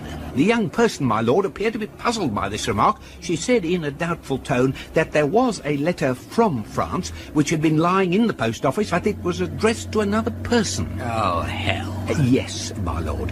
That thought passed through my own mind. I said, are you quite sure, miss, that you have not mistaken the handwriting? I'm happy to say, my lord, that the young person, being young and no doubt inexperienced, succumbed to this somewhat elementary strategy. She answered immediately, "Oh, no, it's as plain as print. M. Paul Taylor." At that point... Paul Taylor? Why, that was the name of the man Driver said he was looking for. Precisely, my lord. As I was about to say, at that point it was necessary to act promptly. I said at once, "Paul Taylor, why, that is the name of my chauffeur." No disrespect, my lord, but in the momentary agitation of my spirits, my lord, I was not in a position to think as quickly or as clearly as I should have wished. Bunter, I warn you that I'm growing dangerous. Will you say at once, yes or no, did you get that letter? Yes, my lord, I did. Ah, excellent, Bunter. Well, it's all very illegal either way, but we'll get Blundell to put it right for us. I'd have suggested his doing it himself, but it was such a shot at a venture that I didn't think he'd gotten to it.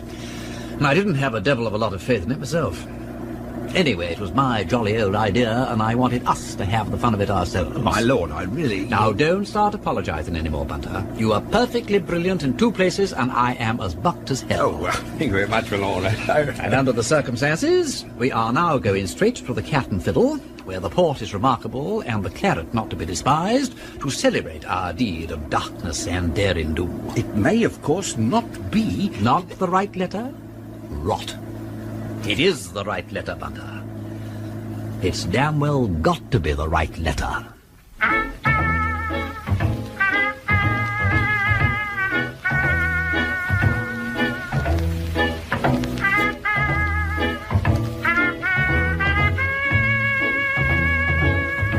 In that episode of The Nine Tailors, the parts were played as follows. Lord Peter Wimsey, Ian Carmichael. Bunter, Peter Jones. Superintendent Blundell, Timothy Bateson. Mrs. Venables, Noel Dyson. Will Thoday, Keith Drinkle. Mary Thoday, Claire Clifford. Potty Peak, Anthony Hyde. Mrs. Ashton, Marjorie Withers. Mr. Ashton, Brian Haynes. Sluice Keeper, Peter Tuddenham. Narrator, John Westbrook. The Nine Tailors was adapted by Alistair Beaton from the book by Dorothy L Sayers and was produced by Martin Fisher.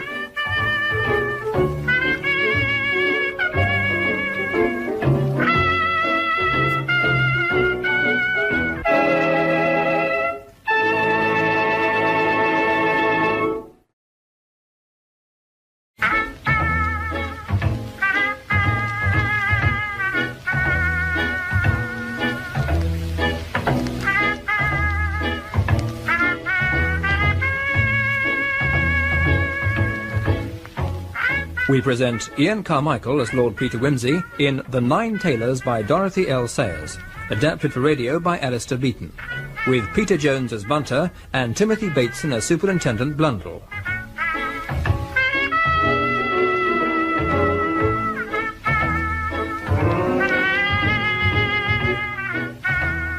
Episode 4. The Hunt Moves to France.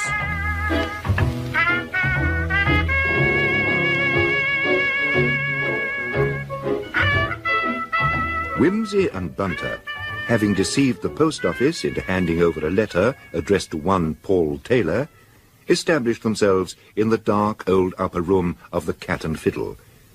Lord Peter was convinced that the letter could provide a vital clue to the mystery of the unidentified body in the local churchyard. The visit to Fenchurch St. Paul, that had begun with a strenuous night of bell-ringing, had led to Lord Peter's return to the Fen country in an attempt to solve the mystery. The evidence suggested that the body might well be that of Nobby Cranton, a London jewel thief, involved 10 years previously in the theft of the Wilbraham emeralds from the home of the Thorpe family. It seemed reasonable to assume that he had returned to Fenchurch to recover the emeralds, which had never been found after Cranton was sent to prison. But as to who might have killed Cranton, and why they should find it necessary to mutilate the body, that remained as unclear as ever. But in the upper room of the Cat and Fiddle, the mood was triumphant, and, as Lord Peter quite properly pointed out, the port remarkable, and the claret not to be despised. Some more wine, my lord. Thank you, waiter. Bit quiet here today, ain't it? Oh, yes, sir. Things is very quiet, but not as quiet as they used to be, sir. The men working on the wash cut make a difference to the town. Haven't they finished that yet? Oh, nearly finished, sir. They say it'll be opened in June. It'll be a good thing, so they say, and improve the draining very much. Its hope is it will scour the river out 10 feet more and take the tide up again to the head of the 30-foot drain, like it was in the old days by what they tell us. Oh, I see. They brought the cut to within a mile of the town now, sir, and there's to be a great opening in June with a gala and a cricket match and sports for the young people, sir. And they say as they're asking the Duke of Denver to come down and open the cut. Oh, but we haven't heard yet if he'll come. He'll come, all right. Dash it, he shall come. He does no work, and it will do him good. Indeed, sir. It would be much appreciated in the town if he were to come. I'll make a point of jogging old Denver up to do his duty. We'll all come. Great fun. Denver shall present gold cups to all the winners, and I will present silver rabbits to all the losers. And with luck, somebody will fall into the river. That will be very gratifying, sir. Thank you, sir. Did you know, Bunter, that my family have frequently accused me of being unrestrained and wanting in self-control? Indeed, sir. Most extraordinary. How little they know me. For instance, instead of opening Mr. Paul Taylor's letter at once, I reserve it for Superintendent Blundell. And instead of rushing off post-haste to Superintendent Blundell, I remain quietly at Walbeach and eat roast mutton. Now, the envelope bears a postmark which is only half decipherable, but which I make out to be something ending in Y in the department of either Marne or Seine-et-Marne. A district endeared to many by the recollection of mud, blood, shell holes and trench feet. Ah, yes, sir. The ink and pen mean little, for I've never yet encountered in any part of France a pen and ink with which any normal person could write comfortably. But the handwriting is suggestive, because owing to the system of state education in that country, though all the French write vilely, it is rare to find one who writes very much more vilely than the rest. The date is obscure, but since we know the time of arrival, we may guess the time of dispatch. Now, can we deduce anything further from this envelope? What do you say, Bunter? If I may be allowed to say so, my lord, it is possibly a little remarkable that the name and address of the sender does not appear on the back. That is well observed, Bunter. Yes, you may have full marks for that. The French, as you have no doubt often noticed, seldom head their letters with an address as we do in England, though they occasionally write at the foot some such useless indication as Paris or Lyon, without adding the number of the house or the name of the street. They do, however, frequently place these necessary indications on the flap of the envelope, in the hope that the address may be thrown into the fire and irrevocably lost before the letter is answered or even read. It has sometimes occurred to me, my lord, to be surprised at that habit. Well, no matter. I say this is very excellent port. Be good enough to finish the bottle, Bunter, because it would be a pity to waste it. And if I have any more, I shall be too sleepy to drive.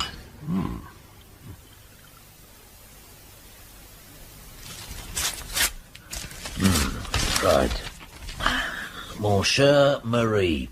What's that mean, my lord? My dear husband. I never knew that Nobby Cranton was...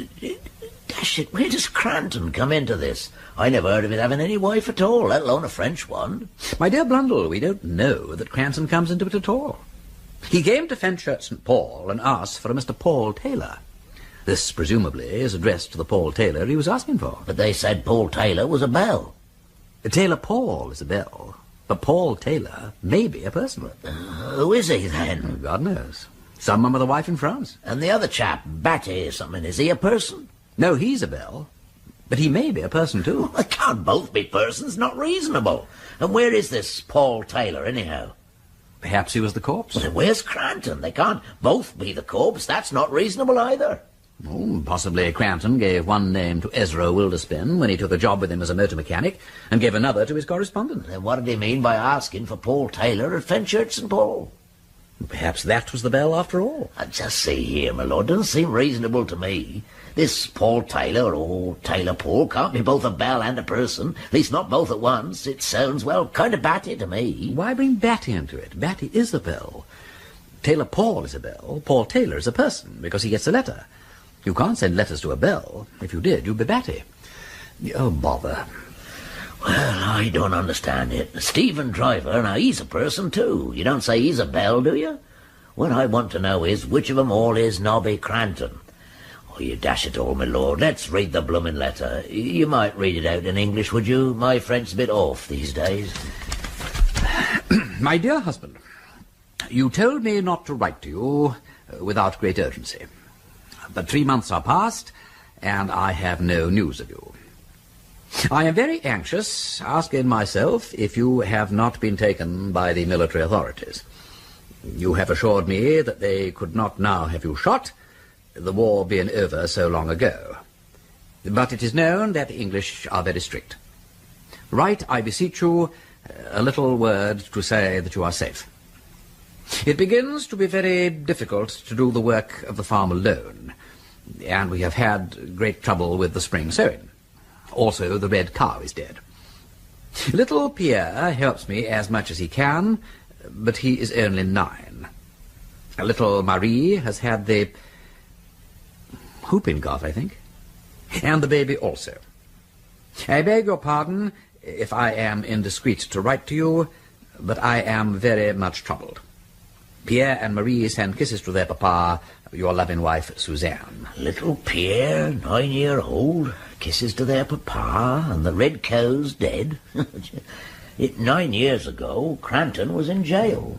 Stepfather, perhaps? Spring sowing? Since when has Cranton turned farmer? And what's all that about military authorities and the war?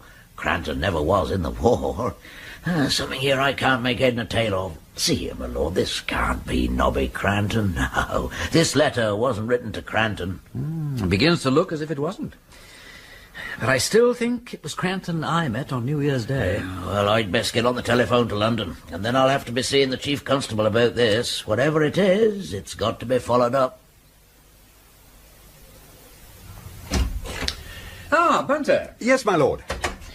Do you recall, Bunter, a young lady by the name of Hilary Thorpe? Yes, my lord, I do. A most agreeable young lady, the daughter of Sir Henry. Correct. Well, I've just received a letter from her, enclosing with it a piece of paper which she found in the belfry of the church on the Saturday before Easter Day. She forgot about it and has only now decided to pass it on to me. I should be grateful if you would read it, Bunter. It's causing me some confusion. I thought to see the fairies in the fields, but I saw only the evil elephants with their black backs. Woe, how that sight awed me. The elves danced all around and about, while I heard voices calling clearly.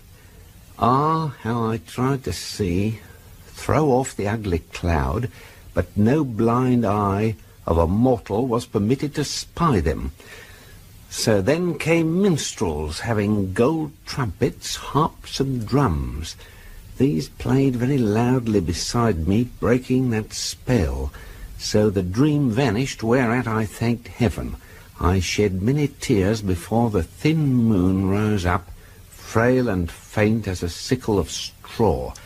Now, though the enchanter gnash his teeth vainly, yet shall he return as the spring return. O wretched man, hell gapes. Erebus now lies open. The mouths of death wait on thy end. Excellently read, Bunter. Oh, what do you make of it? Is it a lost work by Sir James Barrie? Well, my lord, I should say it was written by a person of no inconsiderable literary ability who had studied the works of Sheridan Le Fanu, and was, if I may be permitted the expression, bats in the belfry, my lord. It strikes you that way. It doesn't look to you like a cipher message or anything of that kind? It had not occurred to me to regard it in that light, my lord. The style is cramped, certainly, but it's cramped in what I should call a consistent manner, suggestive of literary rather than mechanical effort. True, Bunter, true. It certainly ain't anything simple or bucolic of the every third word type.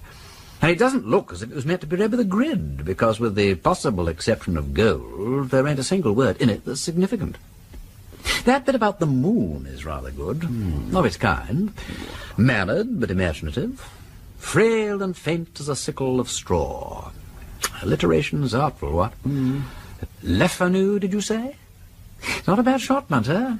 It reminds me a little of that amazing passage in Wilder's Hand about Uncle Lorne's dream. That was the passage I had in mind, my lord. Curious pantomime, very curious.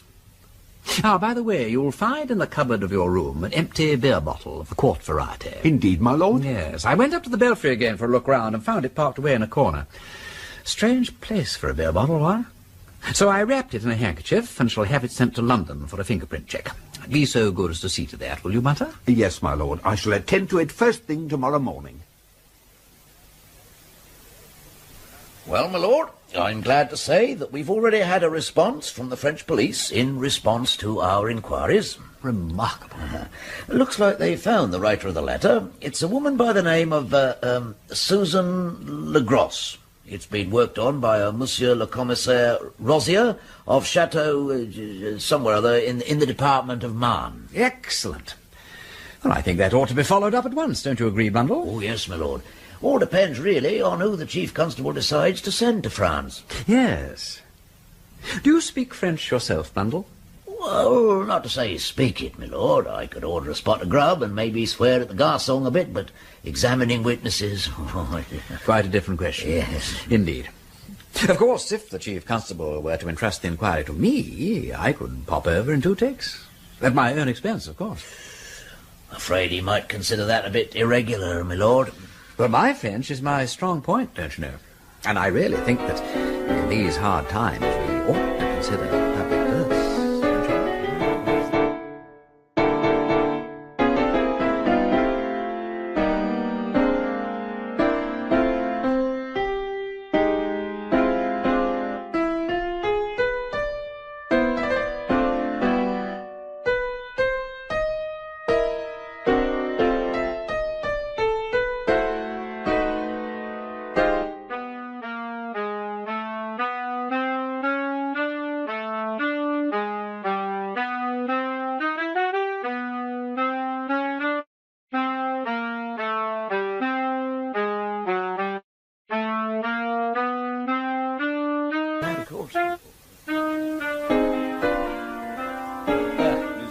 Please, do sit down. Thank you. It does not in any way astonish me, my lord, to receive an inquiry concerning the husband of Suzanne Legros. It is evident that there is a formidable mystery. For 10 years I have said to myself, Aristide Rosier, the day will come when your premonitions concerning the so-called Jean Legros will be justified. I perceive that the day is at hand, and I congratulate myself upon my foresight. Well, evidently, Monsieur le Commissaire possesses a keen intelligence. Now, to lay the matter clearly before you, I'm obliged to go back to the summer of 1918. Milord will remember the retreat over the Marne in July. The retreating armies were swept back across the Marne in disorder and passed through the little village of Épernay. In that village lived the aged Pierre Legros and his granddaughter Suzanne. Suzanne was 27 at the time. About 10 days after the retreat, it was reported that Suzanne Legros and her grandfather had a visitor at the farm, and the police found a sick and wounded man being kept there.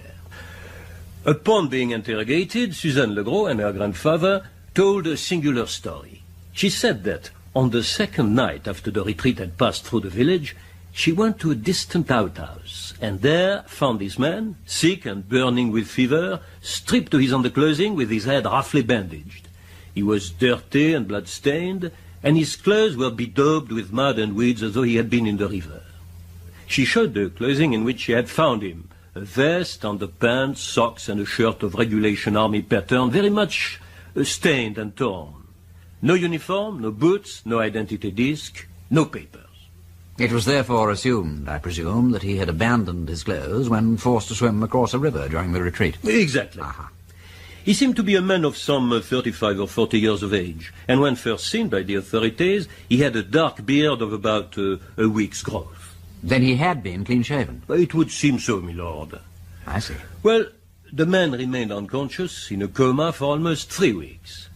When he slowly regained consciousness, it was found that his memory and for some time his speech also was gone.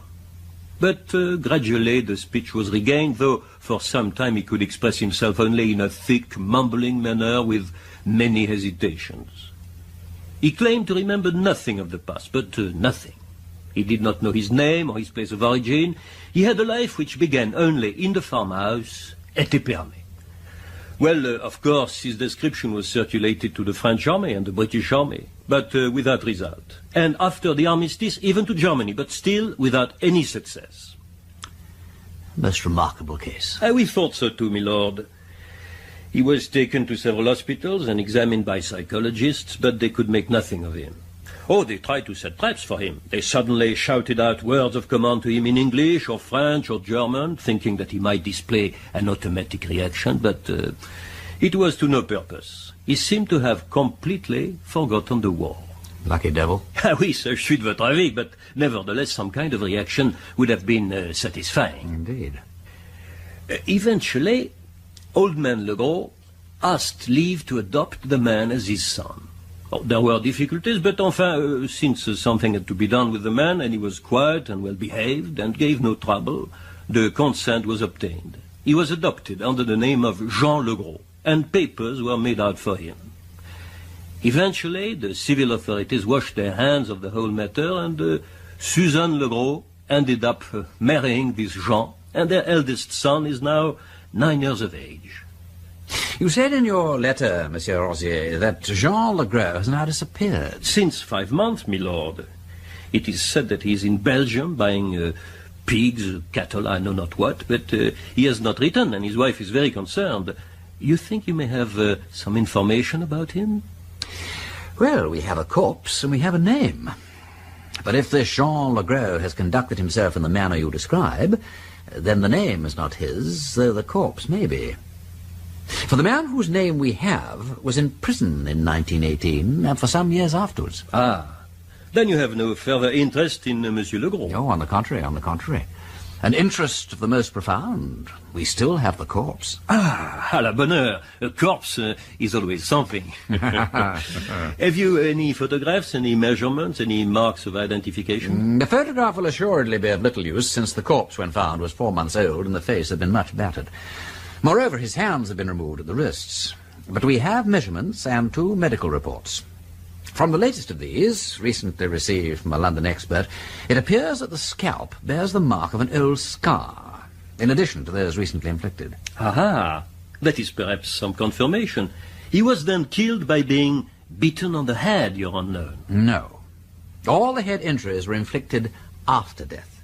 The expert opinion confirms that of the police surgeon on this point. He died then of what? Ah, there is the mystery. There's no sign of a fatal wound, or of poison, or of strangling, nor yet of disease. The heart was sound, the intestines show that he had not died of starvation. Indeed, he was well nourished and had eaten a few hours before his death. Tja. And apoplexy, then? Ah, it's possible. The brain, you understand, was in a somewhat putrefied condition. It's difficult to say with certainty. But you comprehend that if a thundering apoplexy killed this man, it was not so obliging as to bury him also. Perfectly, you are quite right. Forward then to the farm of Jean Legros. Madame Legros, permit me to introduce Milord Wimsey, who has voyaged from England to make certain inquiries. Milord. Madame. Your husband, madame, he's absent from home since how long? Since December, Monsieur le Commissaire. And where is he? In Belgium. You are lying, madame. He's in England, as you well know. England, monsieur? But I've told you, he's in In England, madame. You wrote to him under the name of Paul Taylor, did you not, at the town of Walbech in the county of Lane-Cologne?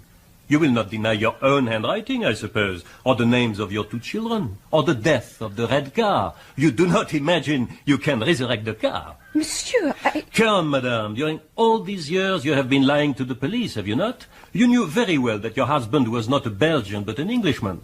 That his name was actually Paul Taylor. That he had not lost his memory at all. You have falsified papers, madame. That is a crime. Monsieur. This is your letter? Monsieur, since you have found it, I cannot deny it.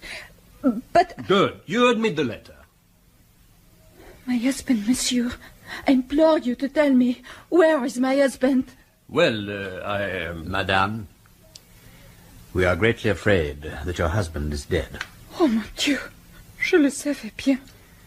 If you will help us by telling the truth about your husband, we may be able to identify him. I would like you to look at these garments.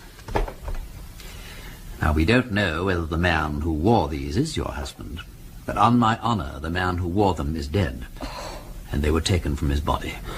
Let me look at them. You recognize them? Yes. They are his. I mended these garments myself. He is dead. My husband is dead. Oh, Jean. In that case, you can do him no harm by telling us the truth now. Yes. Yes, I understand. It is true. He was an Englishman, but he really was wounded in the 1918 retreat. He came to the farm one night. He had lost much blood and was exhausted. It is not true that he had lost his memory.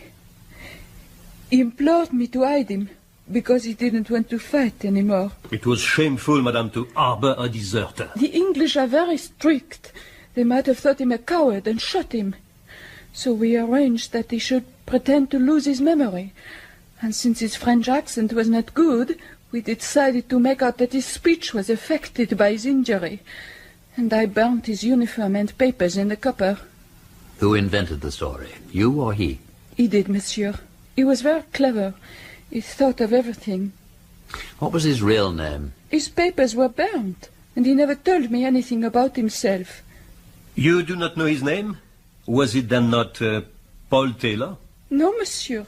He adopted that name when he went back to England. Ah, and what did he go to England for? Monsieur, we were very poor, and Jean said that he had property in England which could be disposed of for a good sum if only he could get hold of it without making himself known. Also, there were difficulties which he did not explain to me about selling the goods. I do not know what they were, and for that he had to have the help of a friend. So he wrote to this friend, and presently he received a reply. Have you got that letter? No, monsieur, he burnt it without showing it to me. He chose the name of Paul Taylor to go to England, and he laughed very much when the idea came to him to call himself so. And then the friend sent him papers made out in the name of Paul Taylor, British subject. And you know nothing of the nature of this property in England? No, my lord. Nothing whatever. Was it land security? Valuables? I don't know, monsieur. Monsieur le Commissaire, could you let me have that photograph of Cranton? Cranton? Of course, yes. Here you are, my lord. Madame Legros, look carefully at this. Is that your husband as you first knew him? No, monsieur. That is not my husband. It is not in the least like him. You have deceived me. He is not dead, and I have betrayed him. He is dead, madame. It is this man who is alive. So now, Monsieur le Commissaire, we are no nearer than before to a solution. It is possible that Madame Legros has not told us all she knows. What resources could her husband command, my lord? Oh, how can I tell? But we believe that this mysterious property had to do with an emerald necklace of many thousands of pounds value. Ah, je comprends. It would be worthwhile to spend the money then. But this man is not the man you thought. Now, there's the difficulty. But look, there were two men concerned with the theft. One, a London jewel thief. Cranton? Cranton, that's right, Nobby Cranton. The other was a domestic servant. Now, we don't know which of them had the jewels. It's a long story, but you heard that this Jean Legros wrote to a friend in England, and that friend may have been Cranton. Now, Legros can't have been the servant who stole the jewels in the first place, for that man is dead. But let us suppose that before dying, the thief communicated to Legros the secret of where the emeralds are hidden, and also the name of Cranton.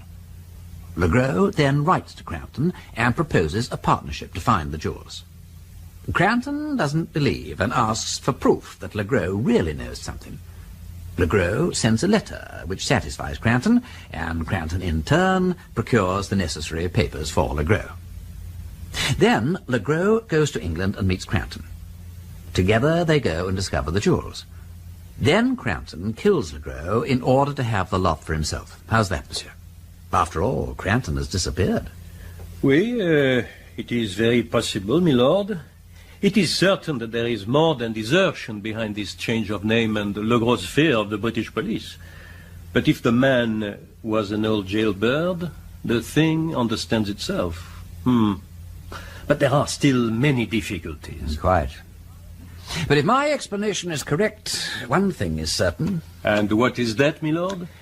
Both the jewels and the murderer are to be found in England.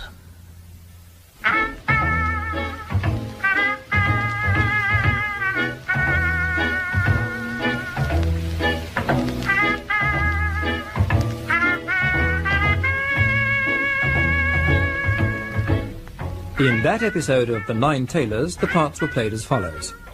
Lord Peter Wimsey, Ian Carmichael; Bunter, Peter Jones; Superintendent Blundell, Timothy Bateson; Commissaire Rosier, André Moran; Madame Legros, Lolly Cockerell; waiter, Hayden Wood; narrator, John Westbrook. The Nine Tailors was adapted by Alistair Beaton from the book by Dorothy L Sayers, and was produced by Martin Fisher.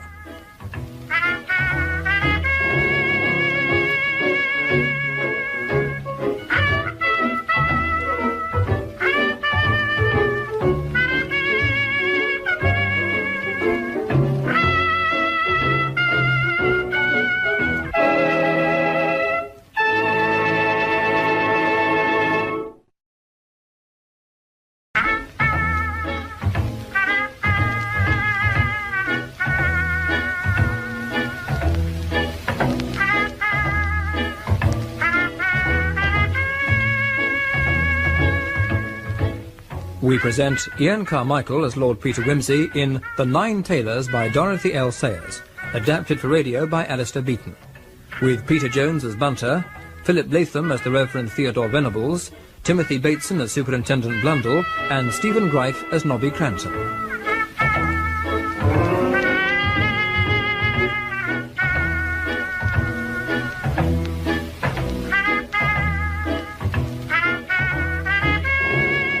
Episode 5, A Question of Identity.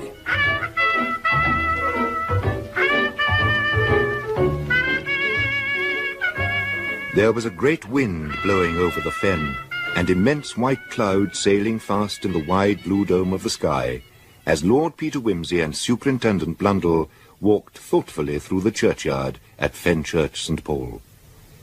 Lord Peter's visit to France had increased his suspicions that Nobby Cranton was the murderer of the man found buried in the churchyard.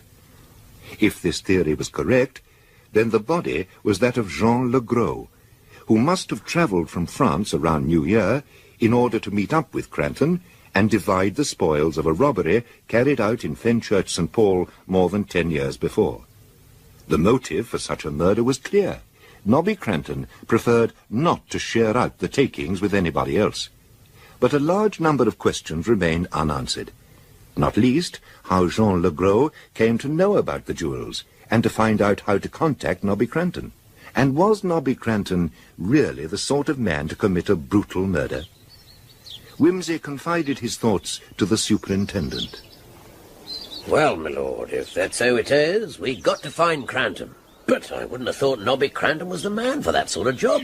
And you know, my lord, that it's very rare for one of them sort of smart burglars to go off the rails and take to violence, far less murder. Still, we got to find him, that's clear. If he's alive, he's lying uncommon low. Found anything interesting today, Blundell? You have the look of a man on the hunt for clues. Not really, my lord. I just thought I'd look round the churchyard in case of something we might have missed. But all I found up till now is nettles. They'll start thinking I turned as potty Peak. Yes, but it's that chap, Will Thody, who worries me. I can't make him out at all, can you? Well, I'll swear he knows something.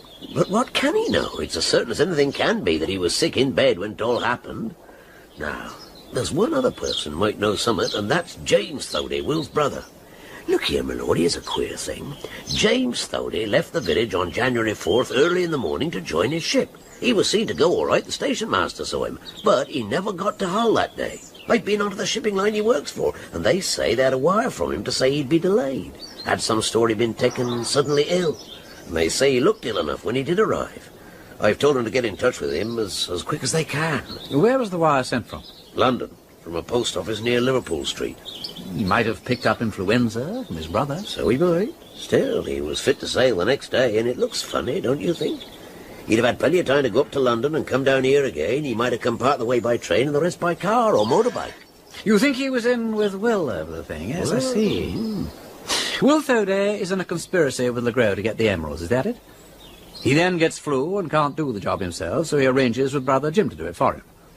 Then Jim meets Legros, kills him, buries him, and vamooses with the emeralds to Hong Kong. Well, that would explain one thing, and that's why those infernal stones haven't been put on the European market. Still, it was easier when we put it all onto Cranton, what? I mean, with his contacts in London, Cranton could easily have arranged false papers for Legros. But you can't imagine that Will Thoday produced a false passport and all that. How would a fellow like that know how to set about it? But there's the £200 that Will had on him when he was taken ill at New Year. So there was. Ah, but that was after Legros set out. And when Legros was killed, the money was returned to the bank. Was it? Oh, yeah.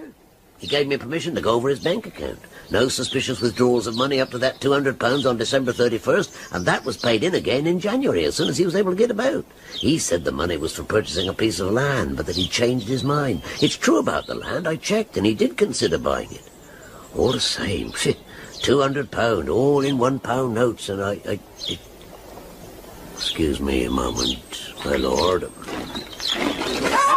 Gotcha. What the now, you clear off. You'll get yourself in trouble, my lad, hanging around the churchyard and listening to private conversations. Oh, you needn't choke a fella. Don't choke poor Potty. If you knew what I know... What do you know? I seen him. Number 9. I seen him a-talking to Will Thoday in the church. But the tailors was too much for him. Him with the rope, he got him. And they'll get you too, Potty knows. Who was talking to Will in the church? Why, him over there, him in the grave. The black-bearded man. There's 8 in the belfry and 1 in the grave, that makes 9. Him as calls a pale, you won't get him, oh no. I'll see here. You're a clever fellow, Potty. Huh? When did you see Will Thoday talking to the black-bearded man? It was Monday night, that's when it was. There was cold pork and beans for dinner. That's good, cold pork and beans. Parson, he preached about thankfulness. Be thankful for Christmas, he say. And so Potty slips out that night to be thankful again. Oh, you got to go to church, be thankful properly, ain't you, sir? And there was the church door a-standing open. So Potty creeps in, careful like, see, and there's a light in the vestry. Oh, Potty was frightened. Potty hides behind old Batty Thomas, and then Will Thoday comes in. You sure of that, Potty? Yeah. Potty hears him talking in the vestry. Will Thoday, then he cries out, and he fetches a rope from the chest. Oh, Potty don't want to see no one hanged. And what did you do then, Potty? Oh, Potty runs away. He looks in at the vestry window, and there's a black-bearded man a-laying on the floor, and Will a-standing him over him on the floor. Ropes. Potty dreams of ropes. 9 ropes. 1, 2, 3, 4, 5, 6, 7, 8. And this one's 9. I think you were dreaming all the time, Potty. Yeah. It were only one of poor Potty's dreams. 1, 2, 3, 4, 5, 6, 7, 8. And now there's 9. 9 tailors makes a man. What are we to make of that? Well, I think he saw something, all right. Or how did he know that the rope was gone from the coat chest? That's true. Unless he were hiding in the churchyard and saw you and me finding the rope. When do you think the rector preached about thankfulness for Christmas? Well, that'd be the Sunday after, December 30th. We can easily check up on that with the rector. Perhaps you should see Will Thoday again. Perhaps I should. Not that I believe a single word Potty says. Now about Jim Thoday. How does he come into it now? I don't know, Super. But there is one thing I'm sure of. It was no sailor put those knots into the rope we found in the well. I'll take my oath on that. By the way, have a look at this, will you? Young Hilary Thorpe sent it to me. It's It's a piece of paper she found in the Belfry on the Saturday before Easter Day. I thought to see the fairies in the field, but I saw only the evil elephants with their black backs. Woe, and how that sight awed me. The elves danced all around and about, while I heard voices calling clearly. Minstrels, gold trumpets, harps, and drums. Well, my lord, I don't know what to make of that. Sounds potty. I don't think potty could rise to such heights. I think it may be some form of cryptogram. Indeed, my lord. Shouldn't get have to decipher it. No, quite. It's already shown itself to be far from simple. But I've not yet given up hope of cracking the code. If there is a code, my lord. As you say, Blundell. If there is a code.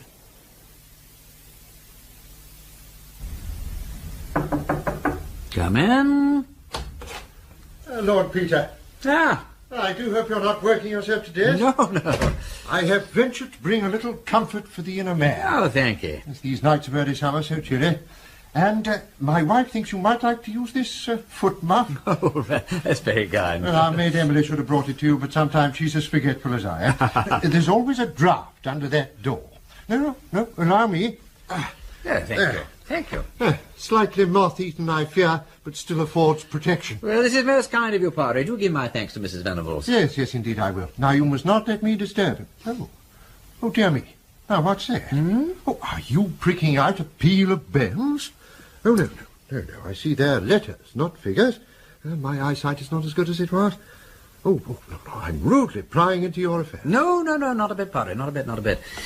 Well, it does look rather like a peal, doesn't it? Yes. No, it's still this wretched cipher. Finding that a number of letters formed a multiple of 8, I'd written it out in 8 columns, hoping for lawn there that something might come of it. But now you mention it, I suppose one might make a simple sort of cipher out of a set of changes. How would one do that? Well, by taking the movements of one bell and writing the letters of your message in the appropriate places and then filling up the places of the other bells with, well, any letters you like. Yes. No, I don't quite... Well, look, for instance, take a plain course of grandsire doubles. And suppose you want to convey the simple and pious message, come and worship. Yes, indeed. Well, you would select one bell to carry the letters of the message. Let us say number 5 bell. Then you would write out your plain course, and wherever number 5 came, you would put one letter of your message. Ah, I see. Of course, the message would be hidden in one nonsensical paragraph, but the man who received it would simply divide the whole shooting match into vertical columns, one for each bell. Then he would run his pencil down the course of number 5 and read out the message. But have you tried this method on the cryptogram? No, I haven't. I've only just thought of it. Now then, when Quentin came to Fenchurch St. Paul, he asked for Paul Taylor. I suspect because Deacon had told him that Taylor Paul or Batty Thomas knew where the emeralds were. Yes, indeed. Now, that may refer to the cipher, of course. Come on, let's have at it. Let's try Kent Treble Bob. All right. Well, we'll take Taylor Paul first. Now, she starts in the 7th place, H. Then 8th place, E. Back to 7th, S. To 6th, I. To 5th, T. H-E-S-I-T. Hesit. Oh, well, it's pronounceable at any rate. Dodge up into 6th place again. T. T, indeed. Down to 5th. E. To 4th. T. To 3rd, H. Hesiteth. No, hang on. Hello, Padre. We have got 2 words anyhow. He sitteth. Perhaps he is the necklace. He sitteth. He sitteth between. Now, that's part of a verse from Psalm 99. He sitteth between the cherubim. Now, the next letter should be B. Be the earth never so quiet. Well, it ain't a B. It's another T. No, there ain't a B anywhere. But wait a moment. Let's carry on. T, H, E, I. No, as you were. Look, it's the Isles. The Isles may be glad they're off. Psalm 97. Excellent. One more bit. A, S, T, H, E, R. I have it. As the rivers in the south. Now, that's Psalm 126, verse 5. Well done, Padre. He sitteth between the cherubim, the isles may be glad thereof, as the rivers in the south. But what the dickens is one to make of it?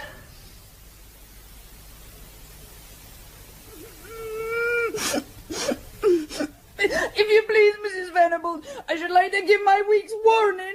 Good gracious, Emily, what on earth is the matter with you? If you'll allow me to explain, Mrs. Venables. I'm sure I ain't got no fault to find with you, and Rector has always been that kind. But if I'm to be spoken to so by Mr. Bunter, when I'm not his servant, and I never want to be, and it ain't no part of my duties, and anyway how was I to know? I did ought to have been told, and it ain't my fault, so I told Mr. Bunter. Well, now, Bunter, what is all this trouble about? I beg your pardon, madam. I fear that I forgot myself. But I've been in his lordship's service now for going on 15 years, counting my service under him in the war, and such a thing has never yet befallen me. In the sudden shock and the bitter mortification of my mind, I spoke with considerable heat. I assure you that it will not occur again. But what is it all about?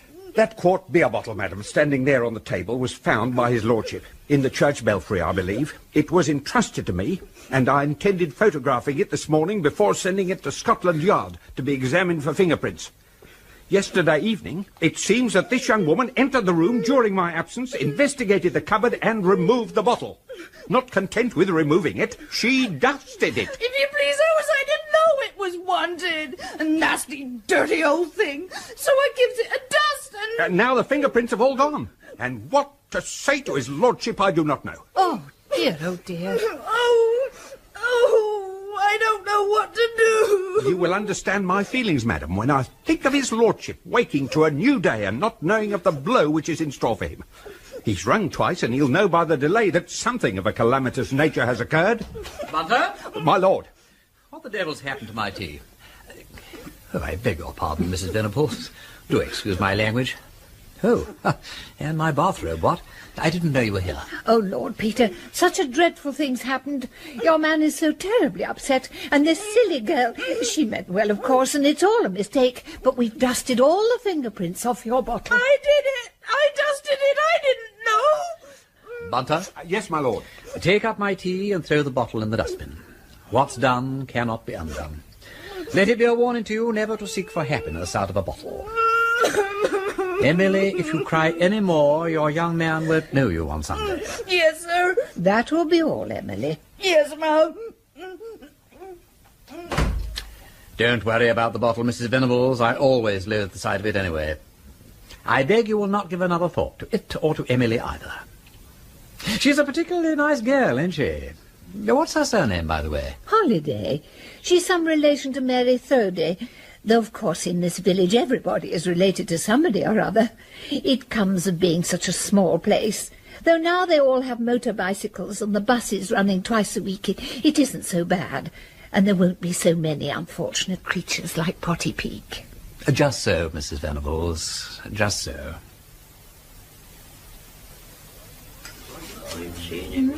Better, my lord? No, thank you, not today. I'll have a bottle of Bass for a change. Ah, very good, my lord. I think you'll find it in nice condition. Condition is 9/10 of the bottle, what? And a lot depends, of course, upon the bottling. Who are your bottlers? Greeks of Walbeach. Ah. Very sound people they are, too. Look at that. Clear as a bell. There's certainly nothing wrong with this. Your health. Won't you take something yourself? Oh, thank you, my lord. Don't mind if I do. There we are. As nice a glass of Bass as you could wish to see. Do you do much in the way of quart bottles? Quarts? No, not much demand for quart bottles of beer. Of course, Will Thody, he had quite a few while his brother Jim was at home. Did he indeed? Excellent beer you serve here, landlord. Excellent beer. My lord! My lord! Huh? Yes, Superintendent. What can I do for you? Oh, there you are, my lord. Hey, we got Cranton. No. Yes, my lord. They've run him to earth in a place in London. I heard from them this morning. I'm going up to interrogate him. Would you like to come? Rather. Maybe our friend Cranton will be able to help with the cipher. I've cracked the code, by the way. Have you? Ah, that's wonderful, my lord. Ah, yes, but I wish it were. Doesn't take us any further forward there, I'm afraid, but I am certain it's a clue to where the emeralds are hidden. And, incidentally, I think it was that Legros sent to his friend in England as a guarantee that he could lead him to the Wilbraham emeralds. And another thing. Here, compare the paper on which the cipher is written with the paper on which Susan Legros sent the letter to her husband in England. By Jove, my lord, they're the same. Might have come out the same packet. I wonder if Crampton will be able to shed any light on that interesting coincidence. Well, of course, if your lordship recognises me, that's done it. I'll have to come clean as the sheet set to the patent washer. Well, it's a fact that I was in Fenchurch St Paul on New Year's Day, and a lovely place it is to start a Happy New Year in, I don't think. If you ask me, I think it's damn slack of you flatties not to have dug me out earlier. What we pay rates and taxes for, I don't know. Don't waste your breath giving us lip, Cranton. When did you start growing that face fungus? In September? What was the idea? Oh, I thought they'll never know Nobby Cranton, with his handsome features all hidden in black hair. You had some game on, which started last September, eh? Anything to do with the Wilbraham emeralds? Oh, to be frank, it was. Look here, I'll tell you the truth about that. I've never minded being put inside for what I've done, but it's offensive to a gentleman's feelings when his word isn't believed. I never had those emeralds, and you know it. If I had them, I wouldn't be living in a hole like this. So you went to Fenchurch St Paul to try and find them, I suppose, under the name of Stephen Driver. That's right, I did. And why? Because I knew they must be there. That swine, you know who I mean. Deacon, the servant. Yeah, Deacon. He never got those emeralds from there, I'm sure of it. You pinched him too quick for that. He hid them somewhere, and I meant to get them, see? I meant to get them, and then bring them along and show them to the police and make you take back what you'd said about me having had them.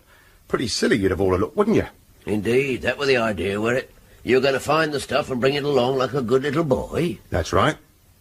What made you think you knew where to look for him, Crampton? Something Deacon said once gave me an idea. But he was a liar about that, too. He was so crooked, that man, you could have used his spine for a safety pin. It serves me right for having to do with menials. Deacon said to me in the dock, if you'll excuse me mentioning such a vulgar place, he said, Nobby, want to know where those shiners are? Ask Paul Taylor or Batty Thomas. But I found out there were no such people. Only some rubbish about bells, so I dismissed the matter from my mind and gave up any idea of finding them. Why did you leave the village so soon? I saw Deacon's wife. I was afraid she might remember me, might recognise me, despite the beard. I never expected to see her in the village. She came back when she married a man named Thirday. Married again? I didn't know that. Well, I'll be... Did that woman have anything to do with the theft of the emeralds? Did she plan it with her husband, Deacon? No. I'll pretty well take my oath she knows nothing about them. So you didn't investigate the matter of Batty Thomas and Paul Taylor any further? You didn't, for instance, visit the Belfry to see if the emeralds were hidden up there? No, of course I didn't. Besides, the confounded place was always locked. You tried it, then? Eh? Well, I may just have laid my hand on the door, so to speak. You never went up into the bell chamber? Not me. Then how do you account for the cipher that was found there? Eh? I never saw it before. What is it? You're lying. You have seen it. Jean Legros sent it to you, didn't he? Hey, who's he? I've never heard of him. For God's sake, can't you leave me alone? Are you charging me with anything? Not as yet. Then you've got to take my answer. Do you want to be charged? With what? You can't charge me with stealing the emeralds all over again. No, but we might charge you with the murder of Jean Legros. Oh, no. No. That's a lie. I never killed him. I never killed anybody. I never. Well, he recognised that paper all right. Yes, produced quite a reaction, didn't it? He's frightened about something, all right. He's frightened about the murder. It looks to me as though he did it. He admits he was there and that he ran away on the night the body was buried. If he didn't do it, who did? He could have got the key of the crypt from the sexton, all right, we know that. So he could. But he was a stranger to the place. How did he know where the sexton kept his tools or where to find the bell rope? And where does Legros come into it? If Crampton knew where to find the emeralds, what was the sense of bringing Legros to England? And if he did, for some reason, need Legros and killed him to get the emeralds, where are the emeralds? We'll search Cranton's house. I don't somehow think we'll find them, but if we do, then we can arrest Cranton for murder. I'm sure of that. If not, We'll be forced to release him. Where thy treasure is, there shall thy heart be also. Yes, the heart of this crime super is down at Fenchurch St. Paul. That is my prophecy. Care to have a bet on it? Oh, but you see, you will find the same sort of arrangement in most of the Fen churches. At the Upwell Church near Wisbeach, for example, they put up a gallery in the south aisle. Very unfortunate. Well, the cherubim are almost totally obscured. Some more Yorkshire pudding for you, Lord Peter? No, thank you, Mrs. Venables. Absolutely delicious, but I couldn't manage another morsel. Well, about 10 years ago, we took down the galleries in our church. Hideous, cumbersome things they were. They made the church so dark, too. I always used to say it was a regular blind man's holiday underneath those galleries. Do you mean the gallery in your church ran close to the cherubim in the south aisle? Yes, and you see they ran right across the aisle windows, blocking the light and it... He sitteth between the cherubim. The isles may be glad thereof, as the rivers in the south. The cryptogram? Exactly. What do you mean, the emeralds are hidden between the cherubim in the south aisle? Were hidden, perhaps. Where did the servants from the Thorpes' house sit before the gallery was taken down? Why, they used the gallery. Good gracious. Then Deacon hid the emeralds somewhere in the gallery. In the roof above the gallery, I suspect. Well, we must hasten and... Oh dear. Now, today is Sunday. Perhaps we could get a ladder tomorrow morning. We're still rather touchy about the fourth commandment here. I don't think we need hurry, Padre. This will be purely for fun. By way of shutting the stable door after the steed has been stolen. Right, Bundle. Let's get the ladder up over here. No. The servants used to sit further to the right. Over here? That's it. Splendid. Right, now then. You hold the ladder steady, Blundell. There's a good fellow. Right, my lord. And up we go. Well, do take care, Lord Peter. Don't you worry about me. I'm all right. I say. Oh, need to get into training for this. By Jove, beautiful little work. All pegged together. I say, this peg's rather loose. Pass me up the mallet, Blundell, would you, Westbrook, chap? Here you are, my lord. Hang on, I'm coming down. Hey, careful now. Well, I'm afraid that ladder's rather old, Lord Peter. Thank you. Right, up we go again. Slowly does it. Right. Now then. Move in. One more go. There.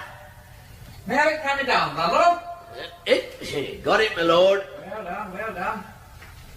Now, let's get this peg out. Wriggle her gently. Looks like this was the hiding place, all right. And out she comes. Bless my heart. The emeralds. The emeralds, by God. Indeed. And we were wrong, Blundell. We've been wrong from start to finish. Nobody found them.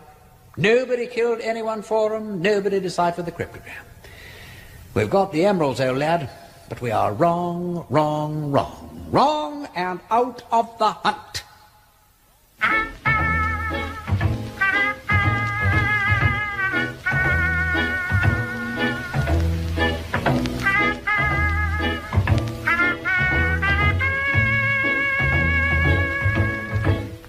In that episode of The Nine Tailors, the parts were played as follows.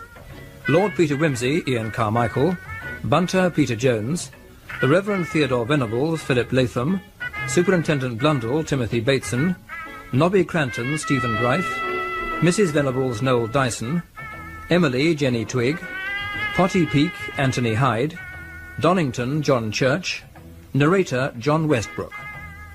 The Nine Tailors was adapted by Alistair Beaton from the book by Dorothy L Sayers and was produced by Martin Fisher.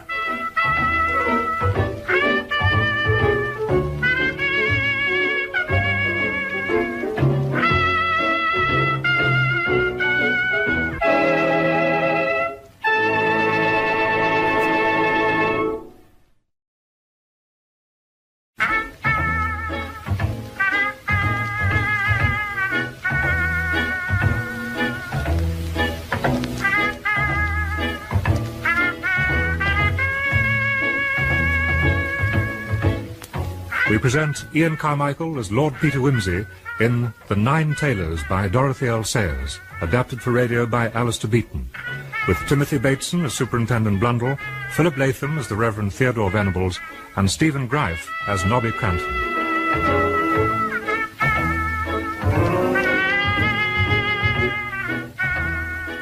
Episode 6, A Damnable Business.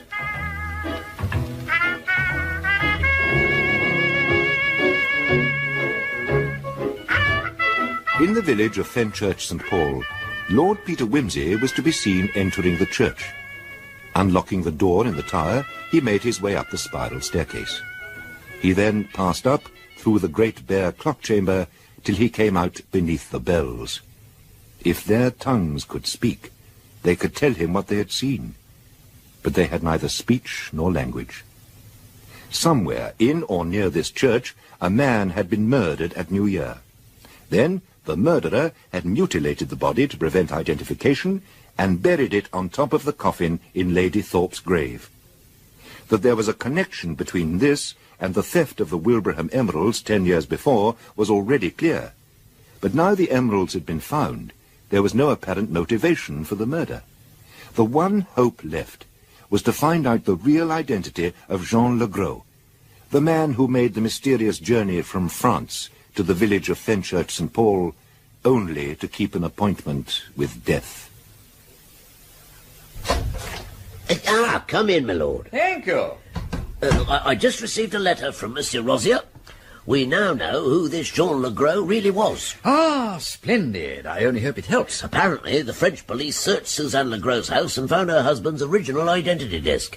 He was an Englishman, right enough. And can you guess where he came from? I've given up guessing, Super. He came from a little place in Kent, only about half a mile from the wood where Deacon's body was found after he broke out of jail. Oh, now we're coming to it, Blundell. I got on the phone straight away as soon as this letter arrived.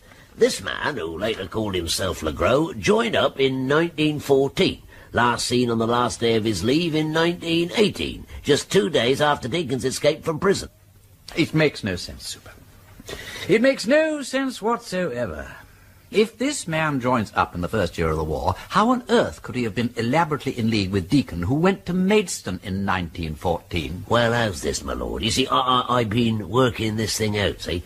Deacon burst away from a working party, didn't he? Yeah. He was found still wearing his prison dress, right? Now, here's this Legros, hard nut by all accounts. He's walking through the woods. This is 1918, right? On his way back to France, and he finds Jeff Deacon lurking about. He collars him and discovers he's got an escaped convict. And the convict says, let me go and I'll make you a rich man, right? Right. And our soldier friend has no objection to that. Lead me to it, says he. What is it? The Wilbraham emerald, says Deacon. Then Deacon, like a fool, lets out that he's made a note of the hiding place for the emeralds, and he's got the note on him. Well, the other man thinks, why split it 2 ways? So he lams Deacon over the head. But when he gets the paper off of the body, he's upset to find that he can't make head and tail of it. So he pops Deacon down hole in the ground and makes tracks for France. How's that so far? Fine, full-blooded stuff, Super. But why should Deacon be carrying a note of the hiding place about with him? And how did he come to be written on foreign paper? Well, I can't answer everything at once, can I? I wonder if Mary Thoday can shed some light on this. I wonder if she would recognize the cryptogram. So you think she was in on the crime when she was still married to Jeff Deacon? Well, I'm not sure. But there's something strange about their behavior over New Year, and I don't think it would do any harm to pay a call on the lady. I hope you'll forgive me, Mrs. Thoday, if I take your mind back to a rather painful episode. I mean to say, bygones are bygones and all that, and one hates digging anything up, what? But when it comes to dead bodies in other people's graves and so on, well, sometimes one gets pondering about them and all that sort of thing, don't you know? Yes, indeed, my lord. Well, would you mind taking a look at this photograph? See if it rings a bell. Him? Oh, I remember him, my lord. That was Nobby Cranton, that took the necklace and was sent to prison same time as Mr. Deacon, my first husband. Do you know that this man is also Stephen Driver? What? You mean the man who was here in the village at New Year? No, this can't be Driver. Driver had a beard. Specially grown for the occasion. Yes. I suppose now you've told me, you can tell it's the same man. Does that mean Cranton's dead? Nobby Cranton is very much alive and kicking. And you had no idea that it was the same person? You never recognized Driver? I had no idea it was Cranton. If I'd ever had such a thought, I'd have spoken to him. I'd have got out of him where he put those emeralds. And what do you suppose Nobby Cranton came down here for? Doesn't that show, my lord, that it was him as hid them after all? But Nobby Cranton claims he was told in the dock by your late husband that the emeralds were here, that he should ask for Tailor Paul and Betty Thomas to find them for him. I don't understand that, my lord. Well, looky here. There may be some connection with this cryptogram. Have you ever seen the writing before? Oh, that writing? You recognize it? No. No, my lord, no. Really? We had an idea that it might have been written by some man your late husband knew when he was in jail. Did you ever hear of anyone called Jean Legros? No, my lord. And you never knew anyone called Paul Taylor? No, never. Oh, well, I just wondered. Where did this paper come from? Hmm? Oh, this. It was picked up in the church, in the belfry. In the church? Well, I mustn't bother you any more, Mrs. Thornday. I just wanted to clear up this little point about Cranton, that's all. Forgive my barging along and bothering you about what's forgotten. Oh, by the way, I gather from Mr. Venables that you and Will didn't go to church this Sunday. Well, no, we didn't, as it happens. But if you don't mind my saying so, that's our business, my lord. You're quite right. Absolutely. No reason for going to church if one doesn't feel like it, is there? Well, my lord, I sent that cryptogram to the governor at Maidstone, where Deacon and Cranton were held, and whose do you suppose the writing is? I've been thinking it over, Super, and I think it must have been Deacon's. Yes, well, you're quite right, my lord, it is. When I showed the paper to Mary Thornday, I felt sure that she recognised the writing. How did it come to be written on that foreign paper? Did old Lady Thorpe ever have a foreign maid? She had a French cook. At the time of the theft? Yes, she left there when the war broke out, I remember. Oh, and that's clear enough then, ain't it? Deacon invented his cryptogram before he hid the emeralds. He couldn't have taken it to prison with him, therefore he must have handed it to somebody. To Mary? Well, perhaps. And she must have sent it to Legros in France. But why him? I thought it were a bit reckless, if you'll excuse me, my lord, showing that paper to Mary Thornday. She skipped. Skipped? First train to London this morning, and Will Thornday with her. Good God. You may say so, my lord. Gone off, that's what they done. Well, I admit I didn't expect that, but... Ah! Of course! Superintendent, I think I have been the most unmitigated and unconscionable ass that ever brayed in a sleuth-hound's skin. Of course! Do you know, I believe I've solved the entire problem? With one trivial exception, that is. Probably you've done so, too.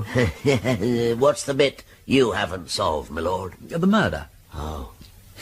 Look here, Super, this is going to be a dash painful sort of story. I think I'd like to test it out a bit before I come up with it. Will you do something yourself for me first? I'd rather not say anything until that's been done. After that, I'll say anything you like. Well? Will you send this envelope to the French police, asking them to open it in the presence of Madame Legros? It contains a photograph. I'd like to know her reaction to it. Well, all right, my lord. I'll send the envelope to Monsieur Rozier. Let the envelope remain sealed, Blundell, and be so kind as not to ask me whose photograph it contains. Very good, my lord. Anything else? Yes. The Thordays. I'm a little uncomfortable about the Thordays. You're looking for them, I suppose? Of course we are, my lord. Well, when you put your hands on them, will you let me know before you do anything drastic? I'd rather like to be there when you question them. You shouldn't have any difficulty with them, provided, that is, you catch them within a fortnight. After that, it'll be more difficult. Why within a fortnight? Oh, come, Super, ain't it obvious? I show Mrs. Thorday the cipher. On Sunday morning, neither she nor her husband attends Holy Communion, and on Monday they depart to London by the first train. Oh, my dear Watson, it's staring you in the face. The only real danger is the Archbishop of Canterbury. Oh, indeed. And how about Mussolini and the Emperor of Japan? Negligible, old lad, negligible. Likewise the Bishop of Rome. But get on to it, Blundell, would you? Get on to it, there's a good fellow. Come in. Ah, Lord Peter, I was looking for you. Ah. Look here, Padre, I'm frightfully sorry to be haunting the rectory like an unhappy ghost, but the truth is that my investigation has reached rather a crucial point, and there's not much I can do except hang around and wait until there are further developments. Quite, yes, I do understand. Oh, good gracious, how should you help me? I almost forgot what I came to tell you. Superintendent Blundell is on the telephone for you. From London. Is he indeed? Aha! Oh, come through. Thank you. There we are. Ah. My dear Blundell, what news? I just heard from the French police, my lord. They showed the sealed photograph to Madame Legros, like you requested. And? She identified it as her husband. I thought so. If you don't mind me asking, my lord, whose photograph was it in the sealed envelope? Don't you know, Super? It was Jeff Deacon, of course. Deacon? Deacon. So, he never died in 1918. It was he who got to France, came back to England and went to Fenchurch St. Paul to look for the emeralds. Did a deal with Nobby Crampton? That's right. This means Nobby Crampton's the killer, my lord. I rather fear it does, yes. I shall have him arrested immediately. So be it. Oh, another thing, my lord. Will and Mary Thody were detained this morning. Good, excellent. What's more, I checked the parish registers, and the vicar of St. Andrews, Bloomsbury, says he's been asked to perform a marriage between William Thody and Mary Deacon. It was scheduled for next Saturday. What did I tell you, Blundell? But let's deal with Crampton first. I'll drive up to London right away, and we can interrogate Crampton together. Fueling my passion, the rhythm in my soul. This ain't a trend, it's a story to be told. I won't be silenced, I'll make them hear my sound. My voice will rise above, break the chains that bind me down. No matter how they judge, no matter what they say, I'll break the mold, rewrite the ending of the day.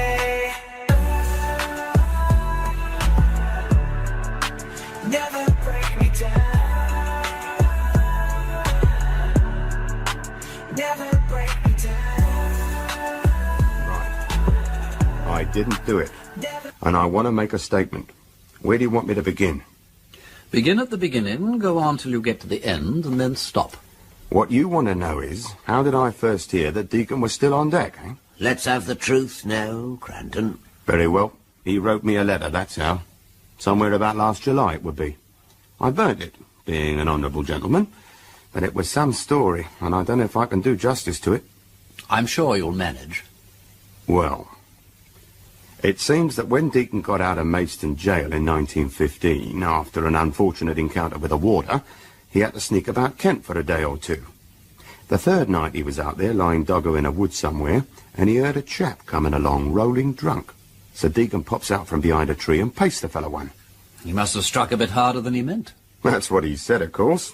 But he'd done for a warder already, and you can't hang a man twice. What he wanted, of course, was a set of clothes, because he'd still got his prison duds on. Well, when he came to examine the takings, he'd found he'd bagged a Tommy. What did he do then? He changed his clothes with the Tommy, collars his papers and whatnot, and tips the body down a hole. Then he heads for London, hoping to find an old friend. But he gets drunk on the train, see, and the next thing he knows, he's in another train, with Tommies all around him, and from what he can make out, he's bound for the front. That's a very remarkable story, Nobby. Oh, it's clear enough. Some kindly soul must have examined his papers, found he was due back, and shoved him on the nearest transport bound for Dover, I suppose. That's right. Caught in the machine, as you might say. Well, he finds he can't get away. And 2 days later, he's at the front, and he suddenly grasped what he was in for. He must have got a right vertical breeze up. Anyway, he never got to the trenches. He got mixed up in the retreat, got a knock on the head and some other injuries, and wandered about for a bit. Then a girl found him. Deacon was pretty smart about that. He pretended he'd lost his memory. Suzanne Legros. We know about all that. You seem to know a lot. Now tell us about the emeralds. Oh, yeah. Well, Deacon learned from an old English paper he'd got hold of somehow that they'd found the body in the hole. His body, as everyone thought. Now, it worried him to think of those sparklers all tucked away and doing no good to anybody, and him not being able to get to them. So, When I come out of jail, there was a letter from Deacon waiting for me. So you promised him false identity papers to get back to England, provided you shared out the emeralds. That's it. Of course, we didn't exactly trust each other. I mean, how was I to know he wouldn't double-cross me again? Well, in the end, he sent me a cipher to help make out where the emeralds were, though I couldn't make head nor tail of the thing. Call me a mug if you like, but I sent him over some money and some perfectly good papers. He wanted them made out as Paul Taylor. Must have thought it would be a good joke. But by the end of the month, I'd heard no further from Deacon, and I thought I'd been had proper. So I got windy. I thought I'd better go down to Fenchurch St. Paul and see what was happening. And that was where we ran across one another, I think. Yes. If I'd known who I had the pleasure of stopping, I'd have walked off home. Oh, that's very handsome of you. You then got a job with Ezra Wilderspin and made inquiries about Paul Taylor and Betty Thomas. Yeah, and a nice business that was. Mr. Paul Bleaton Taylor and Mr. Batty Thomas. Bells, if you please. Well, I took the idea that the cipher must be connected in some way with the bells, so on a Saturday night, a bit after midnight, I went down to that church, and the minute I put my hand on the door, I found it was open. Well, I thought Deacon must be in there, on the job. But who else could it be at that time of the night? I looked around, but I couldn't make out where Deacon was. So I went up to the belfry, and that's where I found him. Boom, there he was. Dead? As a doornail, tied up to a big kind of a post, and a look on his face. I don't want to see a face like that again. Just as though he'd been struck dead and mad all at one go, if you see what I mean. I suppose there's no doubt he was dead. I never saw anyone deader. Stiff? No, not stiff, but cold. My God, I just touched him. Then I heard someone starting to come up the tower. There was another ladder, and I legged it on up that as high as I could go. I wasn't keen on being found up there with the body of me old pal Deacon. That might take some explaining. Well, then I heard this other chap moving around, and there was some bumps and dragging noises. I realised whoever it was getting the body down the ladder. Well, when he was gone, I thought, you better be making tracks, Nobby. But it was awkward, see, going down in the dark, and after a bit I switched my torch on, and I wished I hadn't. There I was, and those bells just beneath me, and God, I hated the look of them.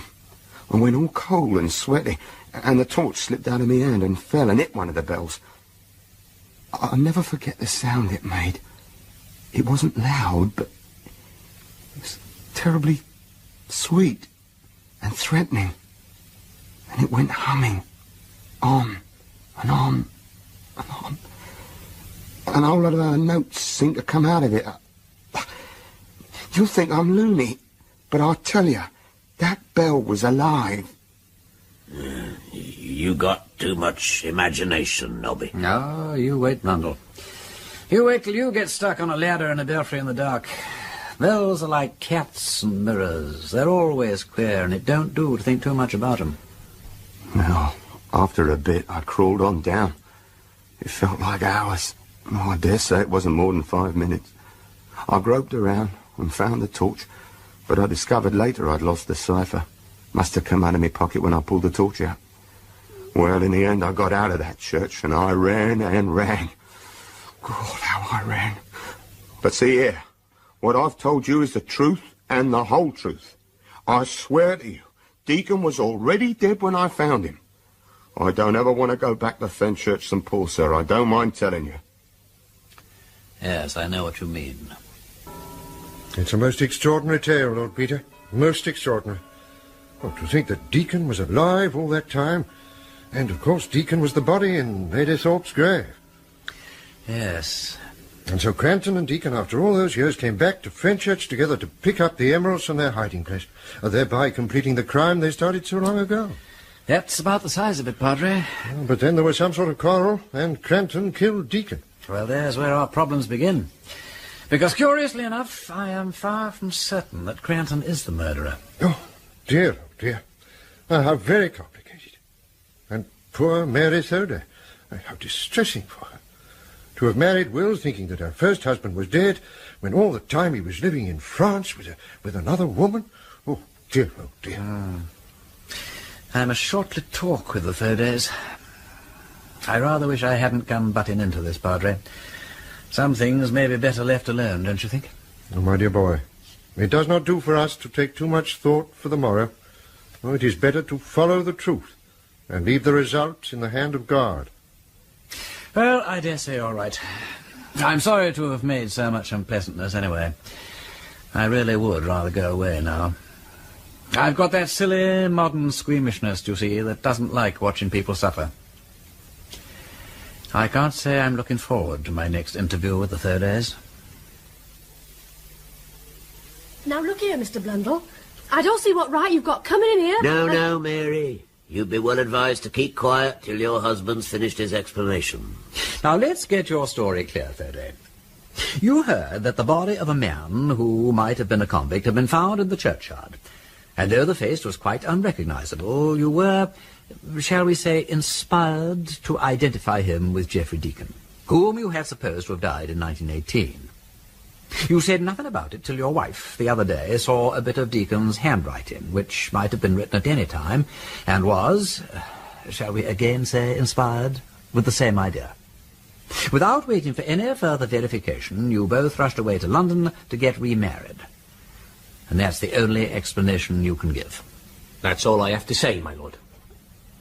You know, I don't think you quite realize your position, Thoday. We don't want to stand in the way of your marriage, but the ugly fact remains that you were the man with the best cause to do away with Deacon. And that means, supposing a charge were laid against you and brought into court, well, they might want this lady to give evidence. Well? Well, the law does not allow a wife to give evidence against her husband. I see. It come to this. Deacon robs my poor Mary of her good name by stealing them emeralds. Then he makes bastards of our little gals. And now he can come between us again at the altar rails and drive her into the witness box to put my neck in the rope. If ever a man deserved killing, he's the one, and I hope he's burning in hell for it now. Very likely he is. But you do see the point, if you don't tell us the truth now. Mrs. Thoday, when did you first realize that Deacon had been alive till the beginning of the year, and that you were, therefore, not legally married to Will? Only when you came to see me, my lord, last week. When I showed you that piece of writing in Deacon's hand? Yes, my lord. Now, see here, Mary. How did you know that paper wasn't written donkeys years ago? What made you jump so quick to the idea that Deacon was the corpse in the Thorpe grave? Just answer that, my girl. I don't know. It came over me all of a sudden. Yes, it did. And why? Because Will had told you about it already, and you knew the game was up, because you'd seen that there paper before. No. It's no good, Mary. Don't answer, don't say anything. They'll only twist your words round into what you don't mean. Don't you see, Will, that if you tell us what you know, and we are satisfied that your wife knows nothing, then there is nothing to prevent your marriage from going through straight away. You see, somebody must have known something for your wife to have jumped so quickly to the conclusion that the dead man was Deacon. Stop that! You say another word and I'll... She never knew. I did know. I'll say that much. As I hoped to be saved, she never knew a word about it. As you hoped to be saved. Well. So you did know. And that's all you have to tell us? I'm not saying anything more one way or the other. You don't want to help me? Oh, well, never mind. Let's try this. You tied Deacon up and left him in the vestry while you went round to steal Mr. Venable's keys. Then you took him up into the belfry because the bell chamber was nice and handy, and it was easier than escorting him through the village. After that, you brought him some food. Perhaps Mrs. Thoday could throw some light upon that. Did you miss a quart bottle of beer or so about that time, Mrs. Thoday? Some of those you got in for Jim? Oh, by the way, Jim is coming home, and we'll have to have a word with him. What? That doesn't seem to please him much, my lord. The next day you went over to Walbeach to get some money. But you weren't feeling well, and on the way home you broke down completely and couldn't get back to let Deacon out. Now, that was damned awkward for you, wasn't it? You didn't want to confide in your wife. Of course, there was your brother Jim. Jim had nothing to do with it. Very well. But in between December the 30th and January the 4th, somebody killed Deacon. And on the night of the 4th, somebody buried the body. Somebody who knew him and took care to mutilate his hands and face beyond recognition. And what everybody will want to know is at what moment did Deacon cease to be Deacon and become the body? Because that's rather the point, ain't it? We know that you couldn't very well have buried him yourself because you were ill, but the killing is a different matter. You see, Thode, he didn't starve to death. He died with a full tummy. Now, you couldn't have fed him after the morning of the 31st. If you didn't kill him then, who took him his rations in the interval? And who, having fed him and killed him, rolled him down the belfry ladder on the night of the 4th, with a witness sitting in the roof of the tower? A witness who'd seen Deacon and recognized him. Oh, Mary! Hold on, my lord. The woman's fainted.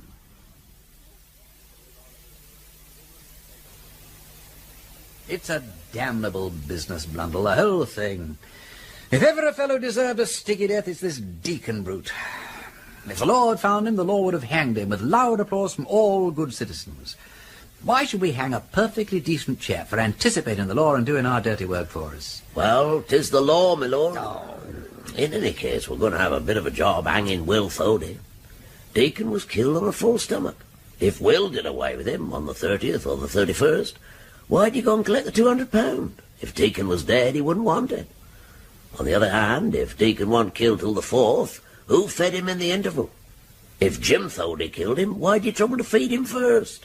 The thing makes no sense. Suppose Deacon was being fed by somebody, and suppose he said something infuriating, and the somebody killed him all of a sudden in a frenzy, not meaning to. Yeah, but how did he kill him? He wasn't stabbed or shot or coated over the head? Oh, I don't know. Perhaps the rector killed him, perhaps the sexton killed him, or the blacksmith, or... Oh, curse the man.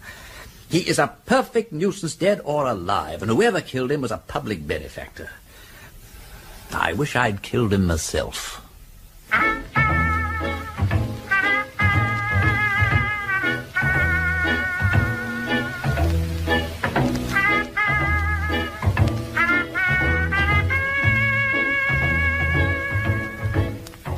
In that episode of The Nine Tailors, the parts were played as follows. Lord Peter Wimsey, Ian Carmichael. Superintendent Blundell, Timothy Bateson. The Reverend Theodore Venables, Philip Latham. Nobby Cranton, Stephen Greif. Will Thode, Keith Drinkle. Mary Thode, Claire Clifford. Narrator, John Westbrook. The Nine Tailors was adapted by Alistair Beaton from the book by Dorothy L Sayers and was produced by Martin Fisher.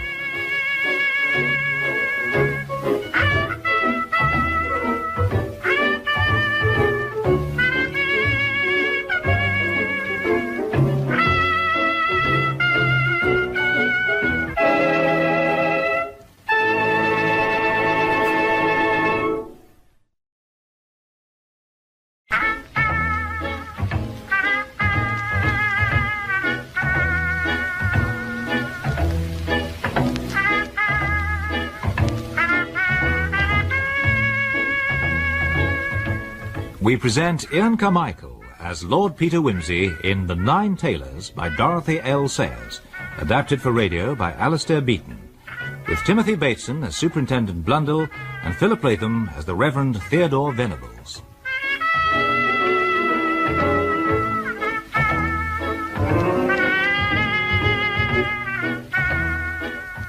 Episode 7.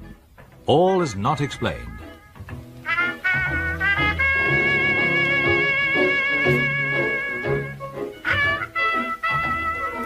Lord Peter Wimsey left the churchyard and went into the church, stepping softly, as though he feared to rouse up something from its sleep.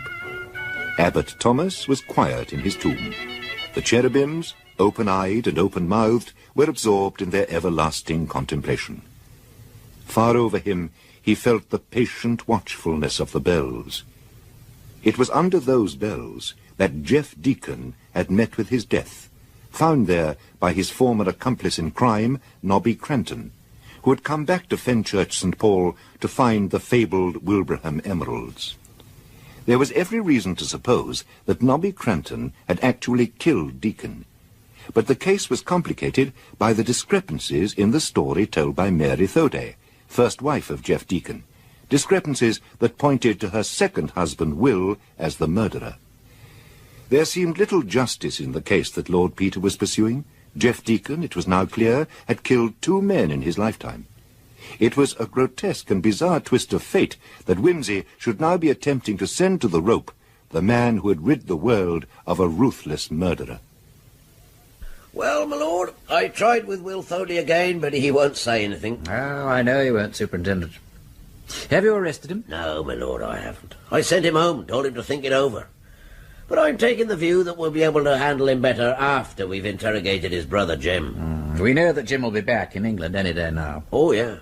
The shipping owners have been very sensible. They've given him orders to come home without saying what he's wanted for. Good.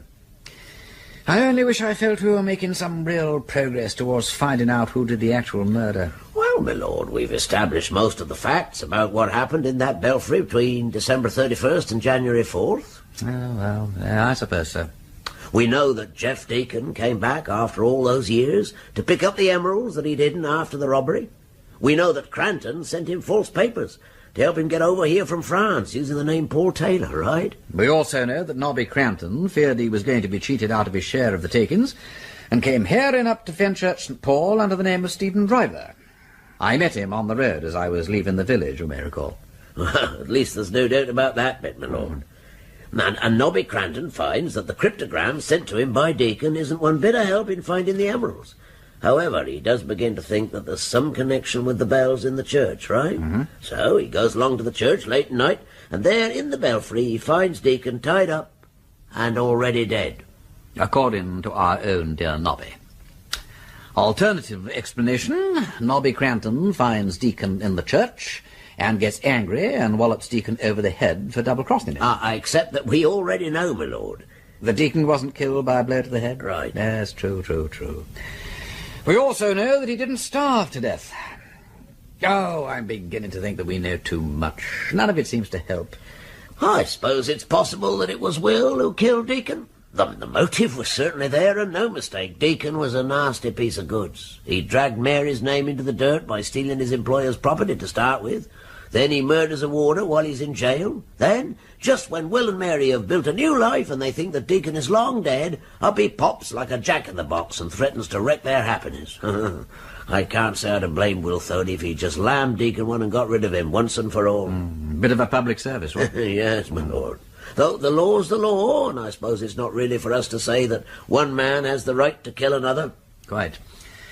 And yet you know, Bundle, the timing is all wrong for Will Thody to have done it. We know that he was ill and bedridden on the night of the 31st. I remember it myself. I mean, that was why I spent my New Year celebrating pulling on a bell rope, because Will Thody was too ill and I agreed to take his place. But what about his strange behaviour? Running round the countryside with £200 in cash, and then there's the beer bottle left lying in the belfry, same kind as Mary had been buying during Jim Thody's visit. Which opens the possibility that Jim is the murderer, and that Will is covering up for him, being his brother's keeper, as it were, what? I doubt if we'll make much progress till we've had a talk with Jim Thody. And even then, my dear Blundell, I would not absolutely guarantee that we make rapid progress. There's something about this case that defies rational investigation. Perhaps the rector killed Deacon, what do you think? Or Hezekiah the blacksmith, or the rector's wife? Or could it have been the foreign secretary? I don't suppose it were any of those, my lord. I'm waiting for Jim Thody. I got a hunch that he may have quite a lot to tell us. Have you? Oysters have beards, but they don't always wag 'em. If it comes to oysters, there's ways and means of opening 'em. And you needn't swallow 'em whole, neither. You're not planning to have another talk with Will Thody? No, not just at the moment, no. I don't think there's much to be done for a bit. But my brother Denver is off to Warbeach to open the new cut, so I expect I shall pop along there and join in the fun.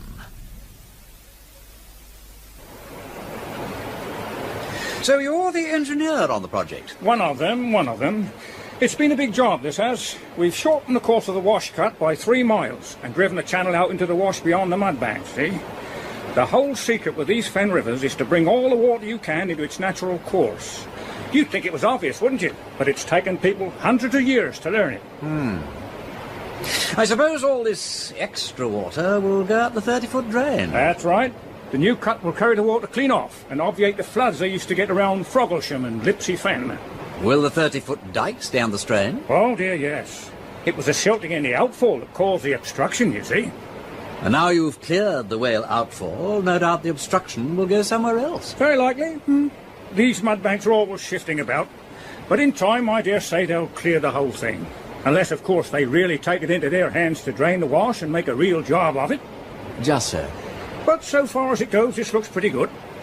It's to be hoped the old sluice gates over there will stand up to the strain, though. Hold on! How about my old sluice gates? Ah, hello again, our friend the sluice keeper. They're strong enough. Excuse me a minute, my lord. I just want to see that they're making the dam good over there. Now, look at all this here money they've been spending. Thousands. But as for them gates of mine, I reckon I can go and whistle for them. You look at this here great scour of water what's a-coming up. Now, where's that a-going to? It's got to go somewhere, isn't it? No doubt. I understand it's to go up the 30-foot drain. Nah, always interfering with things, they are. Well, they're not interfering with your gates, anyway. No, they ain't. And that's just where it is. Once you start interfering with things, you've got to go on. One thing lead to another. Let things bide, that's what I say. Don't go digging of 'em up and altering of 'em. Dig up one thing, and you got to dig up another.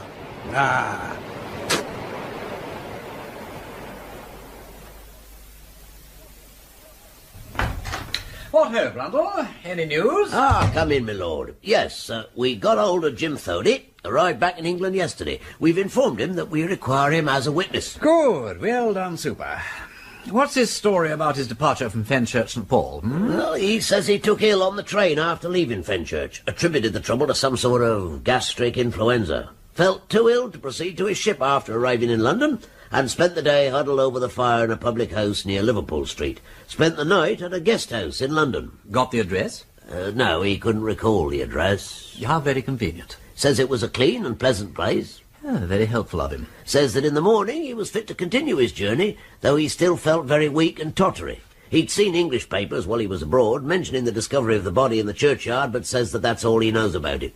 Did you tell him it was Deacon? Oh, yes. How did he take that? Looked startled enough, though if you ask me, the shock wasn't caused by hearing the dead man's name. Oh? Oh, no. I think he were more shocked by hearing that the police knew who it was. The real question is, could Jim Thody have somehow doubled back from London that day and still have returned in time to meet his ship? I suppose you'd better get the London police on to tracking down his public house near Liverpool Street.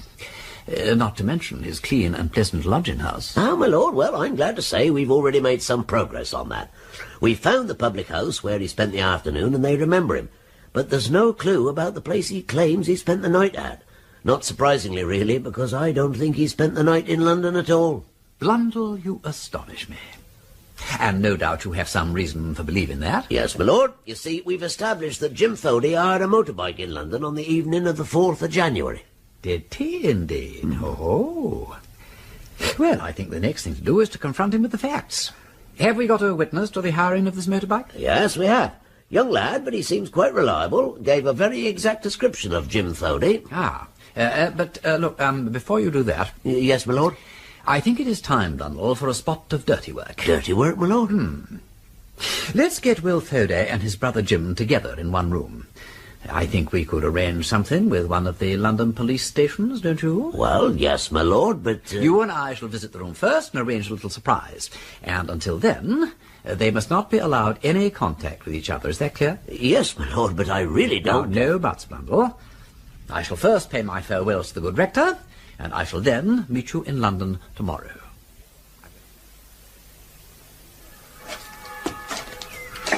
What do you think, Padre? Will the new wash-cut prove of immeasurable benefit to the Fens? Well, I'm sure I don't know, Lord Peter. They do say that it will greatly improve the flow of water and diminish the chances of flooding around Frogglesham. I dare say all right. As long as it doesn't improve the chances of flooding elsewhere. And whatever do you mean? Well, they're doing the whole thing piecemeal, Padre. There's no overall plan. The spirit of the Fens, it appears, is such. Let the water go elsewhere, as long as it don't come my way. Yes, you're quite right. There's a certain lack of community spirit in that regard. Oh, I'm sorry, by the way. I was unable to attend the opening ceremony. I hear your brother delivered a most fitting speech. Oh, yes. Yes, Denver's really quite a dab hand at putting over the right speech at the right time. But apart from that, you really didn't miss much, Padre. All in all, it was a moderately successful celebration. 3 people fell into the river, 4 men and 1 old woman were had up for being drunk and disorderly. A motor car became entangled with a tradesman's cart, and young Go-to-Bed won first prize in the decorated motorcycle competition. How delightful. Well, how is your case progressing?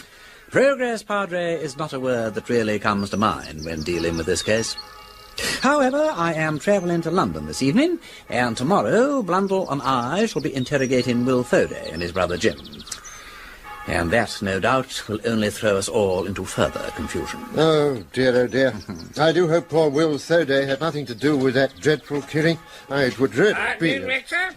Afternoon, my lord. Good afternoon. Oh, Hezekiah. Good afternoon. I see you're keeping the old box tomb in good order. Oh, I'm making old Samuel fine and clean for the summer. I've beaten old Samuel by 10 good years, I have. Lay me beside old Samuel, I says, for everybody to see as I've beaten him. And I got Rector's promise, so I have. But they don't write no such beautiful poetry these days. You just take a look at this inscription, my lord. Here lies the body of Samuel Snell, that for 50 years pulled the tenor bell. Through changes of this mortal race, he laid his blows and kept his pace. Till death the changes all did come to hunt him down and call him home. His wheel is broke, his rope is slacked, his clapper mute, his metal cracked. Yet when the great call summons him from ground, he shall be raised up, tunable and sound. Died 1697, aged 76 years. Ringing tailor Paul seems to be a healthy occupation. His servants live to a ripe old age, what? So they do, young man, so they do.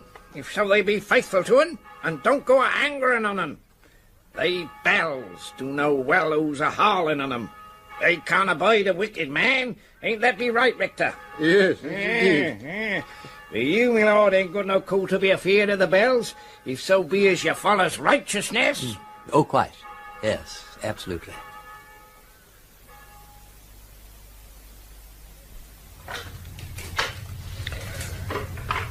Right, Blundell. Now let's have the other wire through here. Right, sir. No, as you were, under. Otherwise they'll spot it.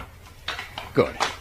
And I think the microphone, or whatever you call the beastly gadget, should be concealed over here, under the desk. I'm not sure as the Chief Constable would be very pleased if he was to find out we were doing this to official police station premises, my lord. I'm not sure as the Chief Constable is ever going to know about it, eh, Blundell? Well, I suppose not, but I'm sure this is a breach of Judge's rules, my lord. Very likely, Blundell, but since when were you ever an ardent supporter of Judge's rules, Now, let's see if the whole system works. I'll go through into the next room and see if the microphone's working properly. Righty-ho, Blundell. Talk to yourself for a bit. There's a good chap. Hello? Hello? Can you hear me, my lord? Recite something. Mary had a little lamb, its fleece was white as snow, and everywhere that Mary went... That'll do nicely. All right, Super, everything's working. Now, if you would be so kind as to fetch Will Thoday and Brother Jim in here. They've not yet had a chance to talk with each other, so we'll leave them alone together for a short time and listen to what transpires. Very good, my lord. I'll fetch 'em in now. They're in there now, my lord, so if there's any secrets, they'll come out now. Splendid. Well, William? Well, Jim? How much do they know? Pretty well everything by what I can make out. Very well, then. You'd better let me take the blame. I'm not married, and there's Mary and the kids to be thought of, but in God's name, Will, couldn't you have got rid of that fellow without killing him? That is just what I was going to ask you. You mean to say it wasn't you who did away with Deacon? Of course not. I'd be a fool to do that. I thought you'd killed him. But I never laid a hand on him, Will, till after he was dead. But see here, Jim. If you didn't kill him, who did? Time for us to announce our presence, I think, Superintendent. Come on. All right, let's have the rest of it. What do you mean? Now then, sit down, both of you, and let's start at the beginning, shall we? You both realise that anything you say may be taken down in writing and later used in evidence against you? Right. Go ahead, Will. I want to make it clear as I can that my poor wife never knew one thing about it, first to last. Why, that was my old trouble all the time. How to keep it from her. Well, let me see. It was on the night of December the 30th, and I was coming home pretty late, and I saw this light a-moving about near the church.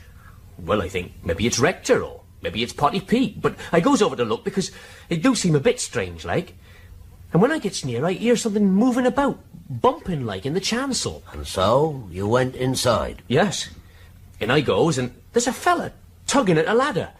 And on the table I see a kind of lantern, and something else that has no right to be there. And that's a revolver. So I catches hold of the revolver, and I makes him put his hands up. And then he starts a-laughing, and he says, "Think again, Will Thode." And I says, "How do you know my name?" And then I looked again, and I said, "My God, it's Jeff Deacon." And he said, "Yes, and you're the man that's married my wife." And he laughed again. And then he came over me just what it all meant. How did he know you'd married Mary? He didn't get it from Crampton. It seemed he'd been scouting round, like, in the village. Of course, I thought he must be meaning to blackmail Mary. I didn't realise it was the emeralds he was after. Why didn't you inform the police immediately? Well, I was in half a mind to give him up to the police and just face the scandal about me and Mary, but when I thought about her and the kids, well, I couldn't face it. And he knew just how I stood the devil. So he stood there grinning at me. In the end, I made a devil's bargain with him. I said I'd hide him and give him the money to get out of the country, providing he kept quiet about everything. But I didn't trust him, so before I went to fetch the money, I made him go up the belfry stairs in front of me, and then I tied him up. It wasn't difficult. I had the revolver, you see.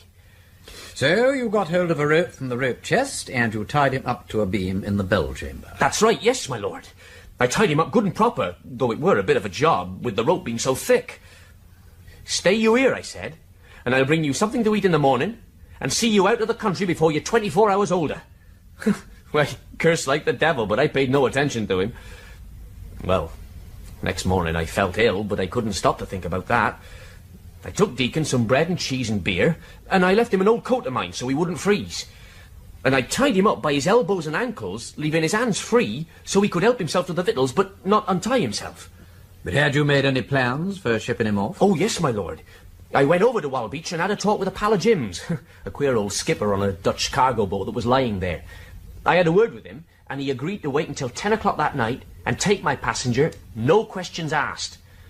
£250 was the price he wanted, and I gave him 50 then and there, and held on to the £200 till I got Deacon on board. I started back, and then I got too ill to continue, and, well, you know what happened afterwards. Oh, that's very clear. I needn't tell you that you were compounding a serious felony by helping a convicted murderer to escape from justice.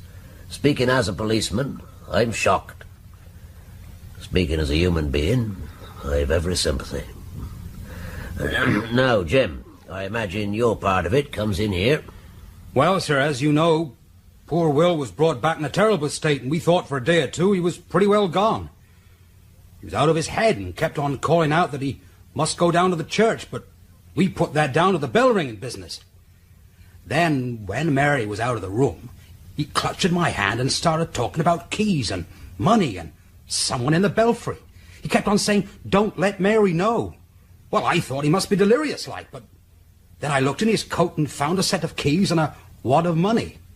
Well, I began to think there must be something in it. So, you went to the church? Yes, that's right. What day was that? I reckon it was the 2nd of January. I went up into the belfry and, well, there he was. He must have been pretty fed up with things by then. Fed up? He was dead and cold. Starved to death? Not he. There was a bit of cheese beside him and near half a loaf of bread and 2 bottles of beer, one empty and one full. And he hadn't died of cold neither, as you might expect. I've seen men that died of exposure, and they died peaceful, curled up like kittens mostly, as if they'd gone in their sleep. No, he died on his feet, and whatever it was, he'd seen it coming to him.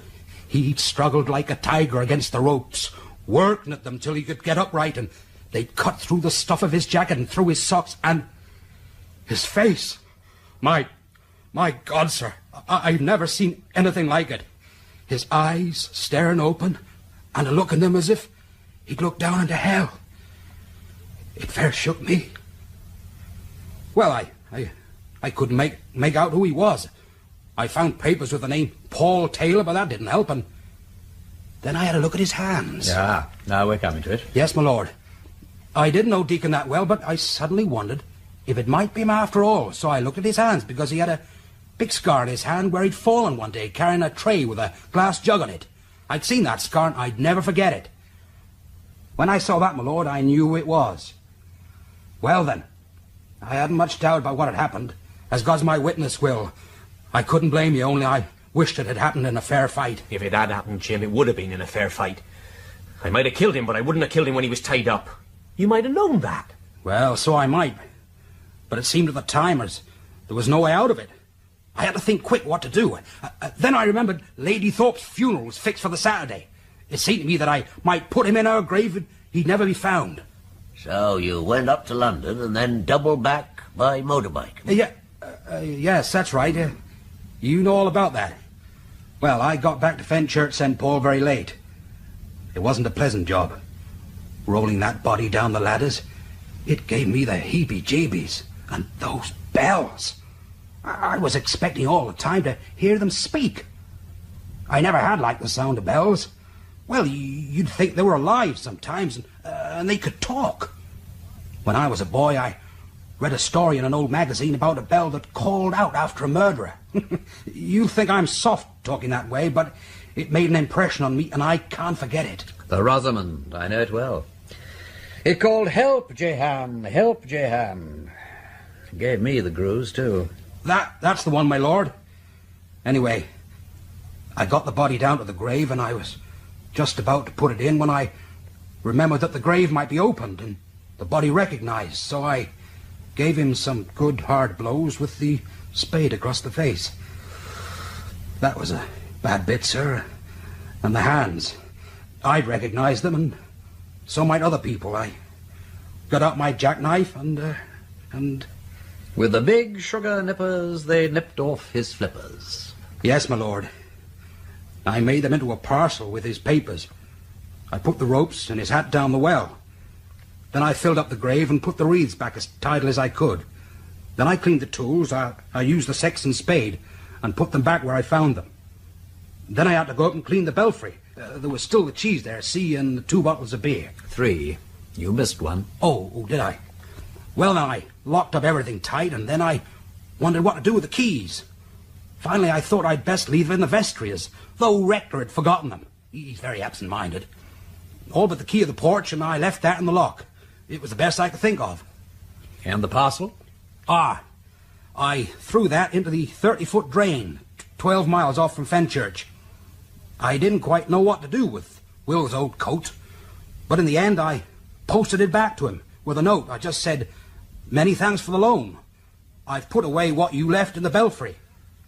Well, I couldn't be more open for fear Mary might undo the parcel and read the letter. You'll have to forgive me, Jim, but naturally I fancied you'd done the job. Only I kept on hoping that maybe he died natural. He didn't do that. Then who killed him? I'm sure you didn't, Jim. If you had, you'd have accepted the suggestion that he died of exposure. Somehow I'm inclined to believe that your brother didn't do it either. Though you're both accessories after the fact, you'd have an awkward time with the prosecuting counsel, both of you.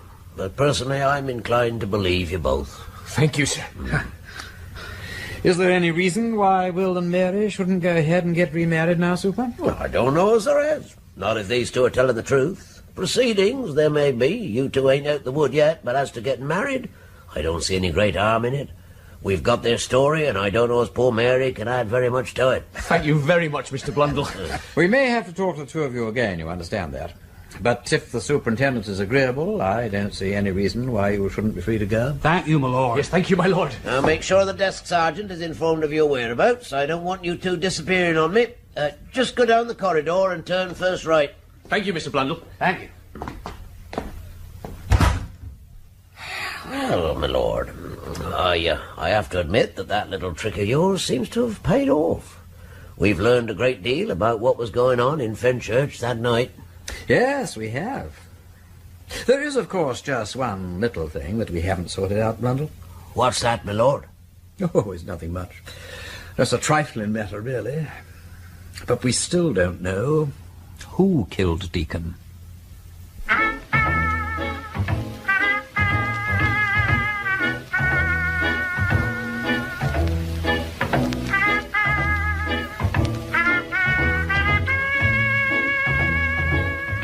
In that episode of The Nine Tailors, the parts were played as follows. Lord Peter Wimsey, Ian Carmichael, Superintendent Blundell, Timothy Bateson, the Reverend Theodore Venables, Philip Latham, Will Thoday, Keith Drinkle, Jim Thoday, Malcolm Terrace, Engineer Leonard Fenton, Hezekiah Lavender, Michael Spice, Sluice Keeper Peter Tudman, Narrator John Westbrook. The Nine Tailors was adapted by Alistair Beaton from the book by Dorothy L Sayers and was produced by Martin Fisher.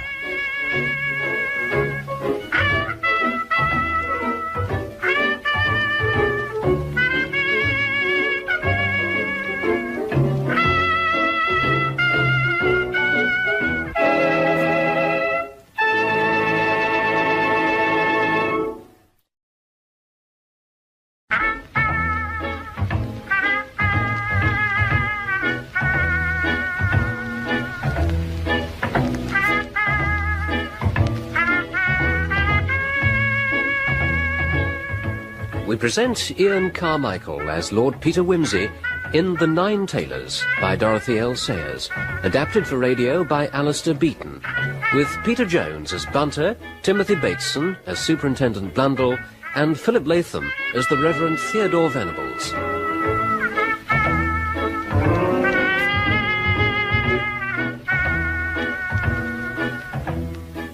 Episode 8.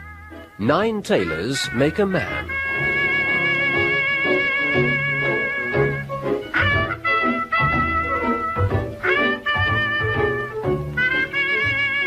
The public memory is a short one. The affair of the corpse in the country churchyard was succeeded, as the weeks rolled on, by so many bodies in blazing garages, manhunts for missing murderers, tragedies in West End flats, nude corpses in caves, and suicide pacts in lonely woods, that nobody gave the matter another thought. Except Superintendent Blundell and the obscure villagers of Fenchurch St. Paul. Potty Peak, Jim Thoday, Will and Mary Thoday. They'd all been interrogated, but there was still insufficient evidence to feel certain that any of them killed Deacon, nor had anyone even succeeded in establishing how the victim had died. Lord Peter Wimsey had determined that he would never go back to Fenchurch St. Paul. His memories of it were disquieting, and he felt that there were one or two people in the parish who would be better pleased if they never saw his face again.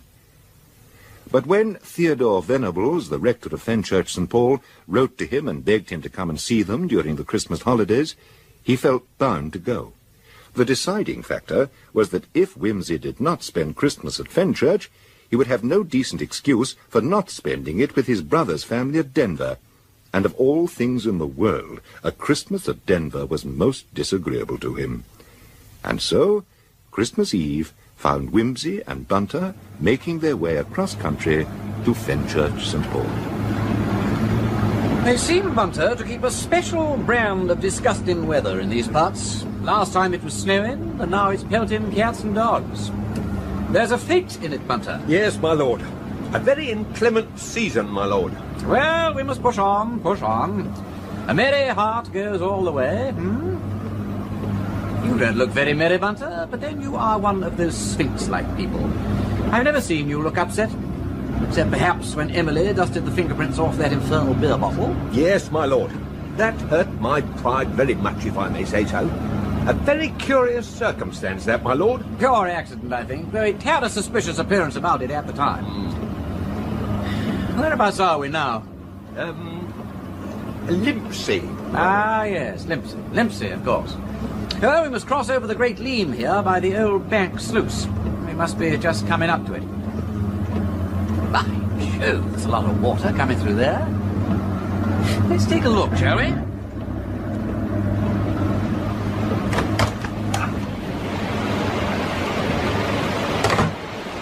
I say, tide coming up?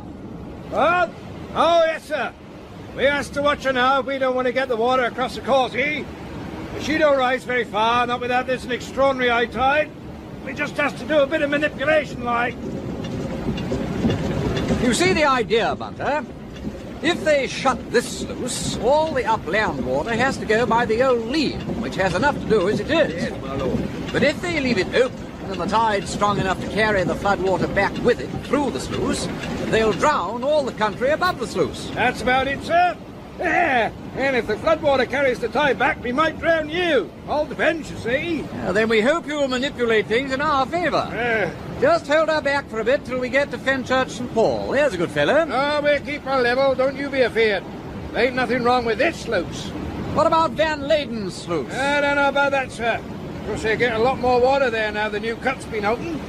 I did hear as old Joe Massey down there was in a rare old state about them old gates of his.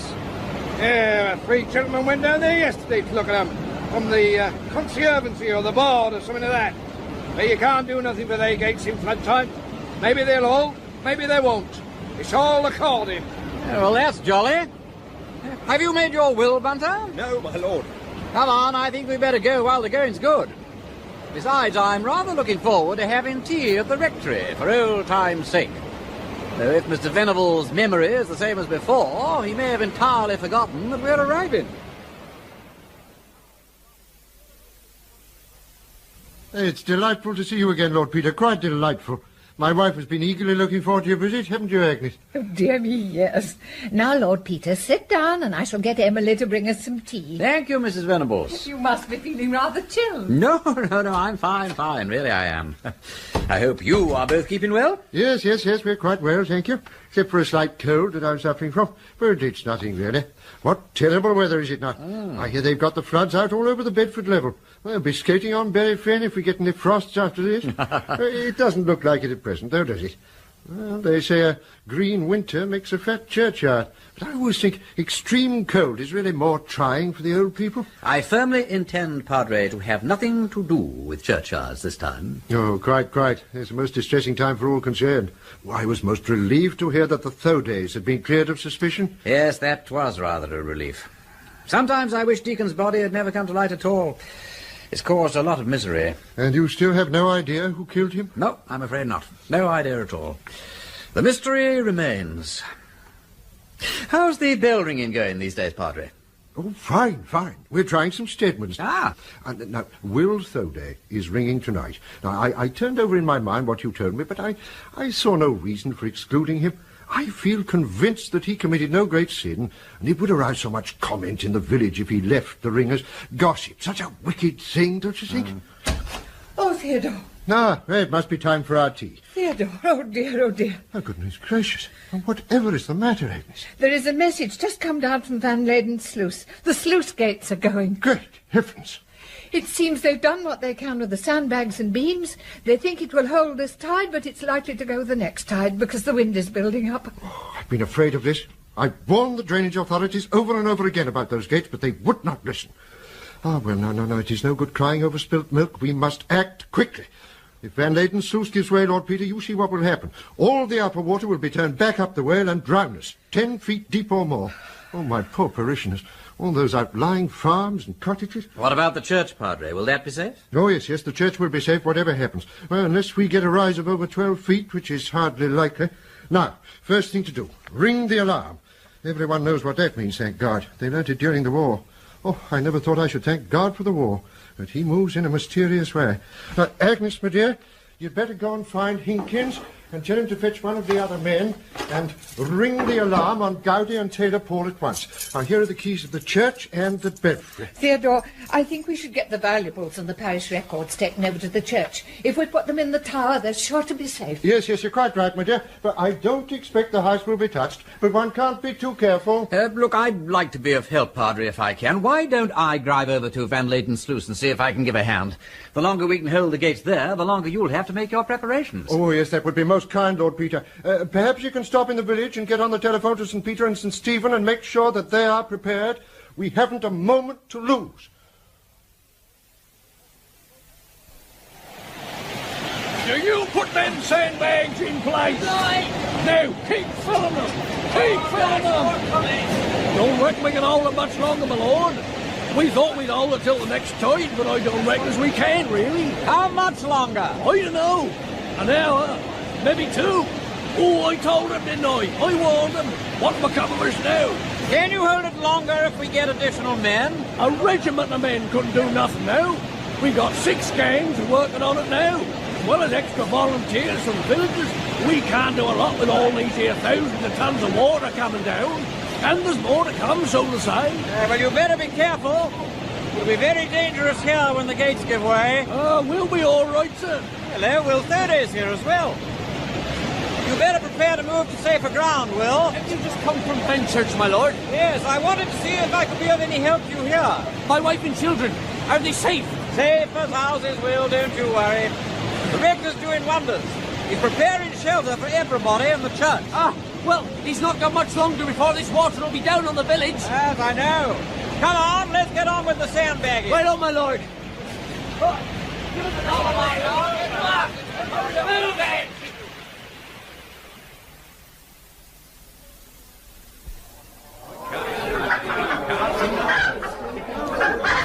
Animals in the churchyard, please. In the churchyard only. Cats, rabbits and guinea pigs in baskets, please. We can't have them running around loose. There go the alarm bells. Good. Theodore, we must get Harry go to bed to rig a tackle over the church well for the drinking water. Yes, you're quite right, my dear. But we must make sure that it is boiled. That is essential. I've sent Emily to tell Mr. Henson. Oh, yes, of course, the grocer I'd quite forgotten. Now, we may be stranded here for several days. Get him to move all his stores over to the church as rapidly as possible. That's what I sent Emily to tell him. Oh, good, good. Now, where's Harry?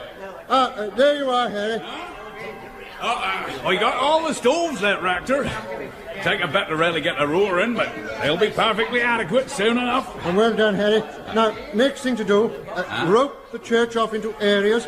One area for the school children, another for the sick and aged, one for all the furniture. Oh, yes, and then we must erect some cattle pens in the churchyard. Now, you better get some help on that, Harry. Right, Rector. Don't you worry, we'll soon have everything under control. Mr. Bunter! Mr. Bunter! Mrs. Venables, I was just looking for you. I was about to suggest that I lend some assistance with the commissariat, if not required elsewhere. Oh, yes, that would be most helpful. I understand that the rectory is in no immediate danger, and I was about to suggest that, with the kind help of the butcher, a sufficiency of hot soup might be prepared in the washhouse copper and brought over to the church in the wheeled watering tub, after the utensil had been adequately scalded, of course. And if there were such a thing as a paraffin stove anywhere... By all means. But do be careful with the paraffin. We do not want to escape the water to fall into the fire. Certainly not. Harry, I think we better send some more ringers up into the tower. Let them pull the bells as they like and fire them at intervals. Rector, you seem to be firmly in control of the situation. Well, Superintendent, how good of you to come over so soon. I think if we act quickly, there need be no loss of life. We certainly hope not, though I fear a lot of valuable property will be destroyed. Would you like me to send you over a constable to the church? Better, I think, to patrol the roads between the villages. St. Peter is greatly alarmed. They're afraid for the bridges. We're arranging a service of ferry boats for them. They lie lower than you do here, and I fear they're not as well prepared as you seem to be. We can offer them shelter here. The church will hold nearly 1,000 at a pinch, but they must bring what food they can. And the bedding, of course, Mrs. Venables is arranging it all. Men sleeping quarters on the Cantoris side, women and children on the Deaconite side. And we can put the sick and aged in the rectory in greater comfort if all goes well, but if not, we must do our best for them too. And if I may rely on you, Superintendent, to send us victuals by boat as soon as it can be arranged. The road should be clear between Leamholt and the 30-foot, and the supplies can then be brought up from there by water. Yeah, I'll organise a boat service from there as soon as I can, Rector. If the railway embankment goes, you will have 2 seaters and Stephen as well. Right you are, Rector. Good day to you, Mrs. Giddings. Good day to you. As we're having quite an adventure, are we not? Yeah. Oh, Mary, I hear your husband's doing very good work down at the sluice. We must see that he doesn't come to any harm.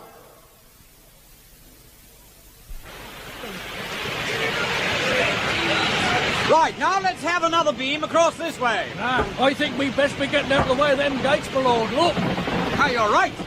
Where's Will Thody? Will? We'll get the men out of here. Everybody back! Who's that man over there? Why doesn't he move? Hey, you there! I don't reckon they can hear us with the rush of the water. She's given! Get out of it, lads! Be alive! Look out there! He's fell in! Johnny! It's Johnny Cross! God help him! He won't come out of that alive! Here, what are you doing? I'm going in after him! No, don't, Will! Stop! You'll never get to him! Oh, God, he's dived in! Out of my way! Out of my way there! It's no good, my lord. There may be no point. Oh, you can't save them now. They both gone. Who ended that? Johnny! Fody! Will Fody! Oh. They're both done for! Stand your back, my lord! Let go of me! I want it, my lord! You stand back! We'll have no more lives lost! Save yourselves, lads! You can do them too no good! God, the whole gate's going down! Run! Run like hell, men! Come on!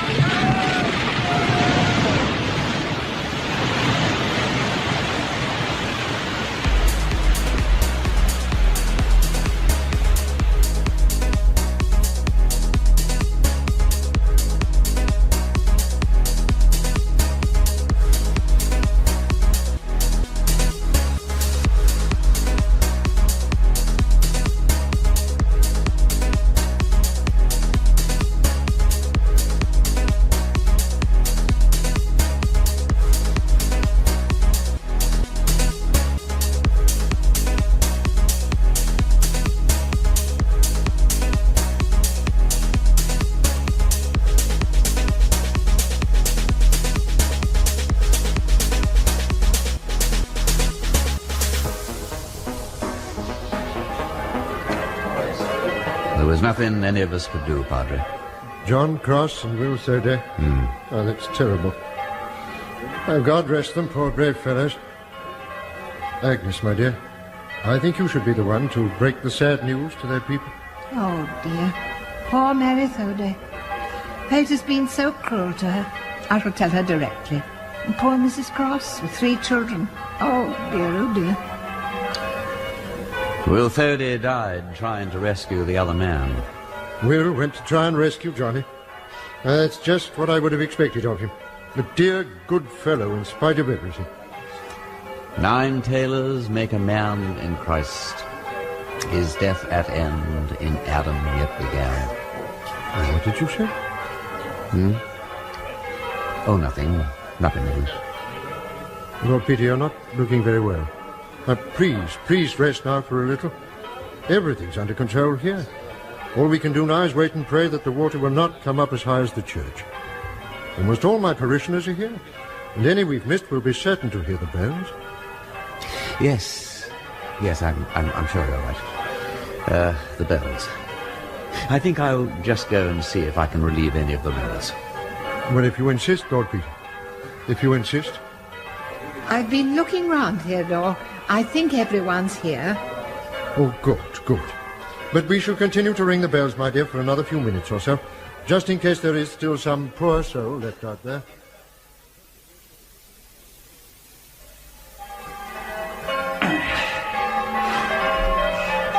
Harry, can I be of any help? Oh, thank you, my lord. We're doing fine. Don't you worry about us. Oh, very well. But if anybody wants a relief, don't hesitate to call me. I'll be up at the top of the belfry. I'll get the best possible view of the landscape from up there, and I can keep an eye on the approaching waters. The door is unlocked, I assume? Yes, it is, my lord. Splendid.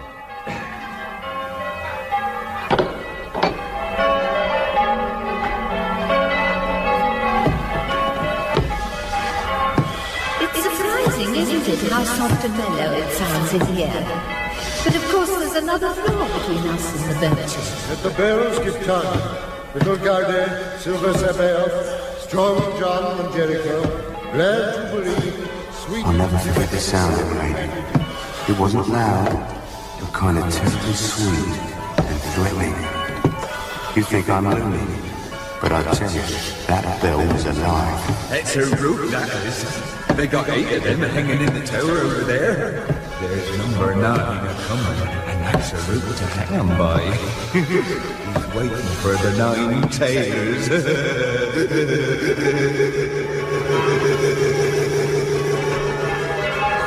God. Oh, no. No. No. Oh. Oh.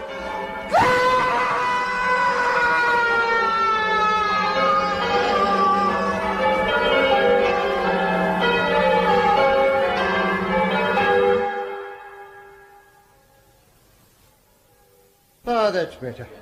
I never thought I should feel relieved at having the bells silenced, but they really are extremely loud. And what we have to do next is... Where's Lord Peter? I think he went off to help the ringers. Harry, you seen Lord Peter? Yes, Rector. He went up the top of the tower, keep an eye on the water. Through the bell chamber? And while the peal was being rung? Harry, come with me.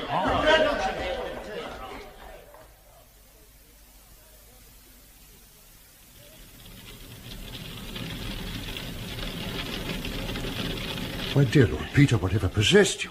It could have been most dangerous if one of the bells had struck you. Hmm? Oh, hello, Padre. Where... Oh, yes, of course. I'm sorry about that. Shall I fetch some brandy? You look extremely pale. Like your ears and nose are bleeding. No, thank you. No, I'll be all right. I never realized the noise could be quite so terrible. It's like the roar of heavy artillery. Perhaps shall I fetch the doctor? Now, I'm sure if you... No, please, don't trouble. No, I assure you I'll be all right, Padre. Oh, it's stupid of me, but I have lived to tell the tale, and that's what matters. Besides, you have more important matters to attend to. No, I shall be all right, Padre. I'll be quite all right. Thank you. Well, my lord, not a pleasant sight, is it? Nothing but ooze and weed as far as the eye can see. It'll take a deal of clearing up now that the flood's gone down. It doesn't smell too agreeable, neither. Nonsense, Blundell. At Southend, you'd call it ozone and pay £1 to sniff for it. Well, Padre, Fenchurch St. Paul has lived through a lot in the last year. But at least we needn't look for a murderer now. And what do you mean, Lord Peter? Because the murderers of Jeff Deacon are hanging already. And a good deal higher than Haman. Murderers? And more than one? Oh, who were they? Gaudet, Sabaoth, John, Jericho, Jubilee, Dimity, Batty Thomas, and Taylor Paul. The bells. Yes, I ought to have guessed. I believe it's at St. Paul's Cathedral that it's said to be death to enter the bell chamber when a peal is being rung. I certainly know that if I'd stayed 10 minutes more in the tower that night when they rang the alarm, I should have been dead too. I don't know exactly what of. Stroke, apoplexy, shock, anything you like. The sound of a trumpet laid flat the walls of Jericho, and the note of a fiddle will shatter a vessel of glass. I know that no human frame could bear the noise of the bells for more than 15 minutes. And Deacon was shut up there, roped and tied, for 9 interminable hours between the old year and the new. My God. You mean, Lord Peter, that it was our ringing the peal together that killed him? I'm afraid so, Padre. You said to me once you wished you'd killed Deacon yourself. I did kill him, Blundell. Or rather, we all did. I, the rector here, and Hezekiah and all the other ringers. The noise must have been worse that night than it was when I experienced it. Think how the snow choked the louvers and kept the sound pent up in the tower. Jeff Deacon was a bad man, but when I think of the horror of his lonely and intolerable death agony... There have always been legends about Batty Thomas. She has slain other men in the past. Hezekiah will tell you. But the bells are said to be jealous of the presence of evil. Perhaps God speaks through those mouths of inarticulate metals. He is a righteous judge, strong and patient. Well, seems as if we needn't take any more steps in this matter. The man's dead, and the fellow that put him up there's dead too, poor chap, and that's about all there is to it. I don't altogether understand about these bells, but I'll take your word for it, my lord. Matter of periods of vibration, I suppose. Yours seems the best solution, and I'll put it up to the chief constable. That's all there is to it. I'll wish you good morning, gentlemen. The voice of the bells of Fenchurch St. Paul. Gaude, Sabaoth, John, Jericho, Jubilee, Dimity, Bertie Thomas, and Taylor Paul. 9 tailors make a man in Christ. Is death at end? In Adam yet began.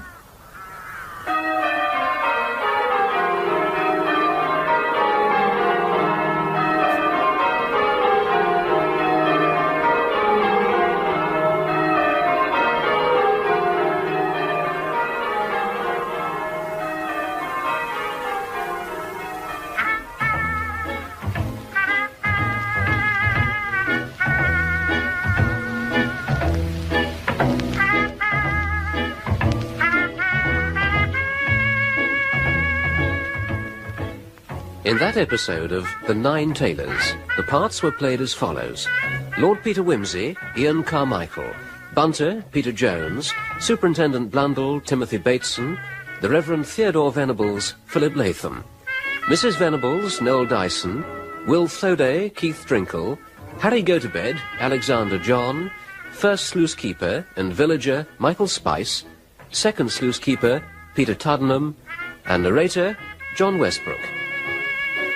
The 9 Tailors was adapted by Alistair Beaton from the book by Dorothy L Sayers and was produced by Martin Fisher.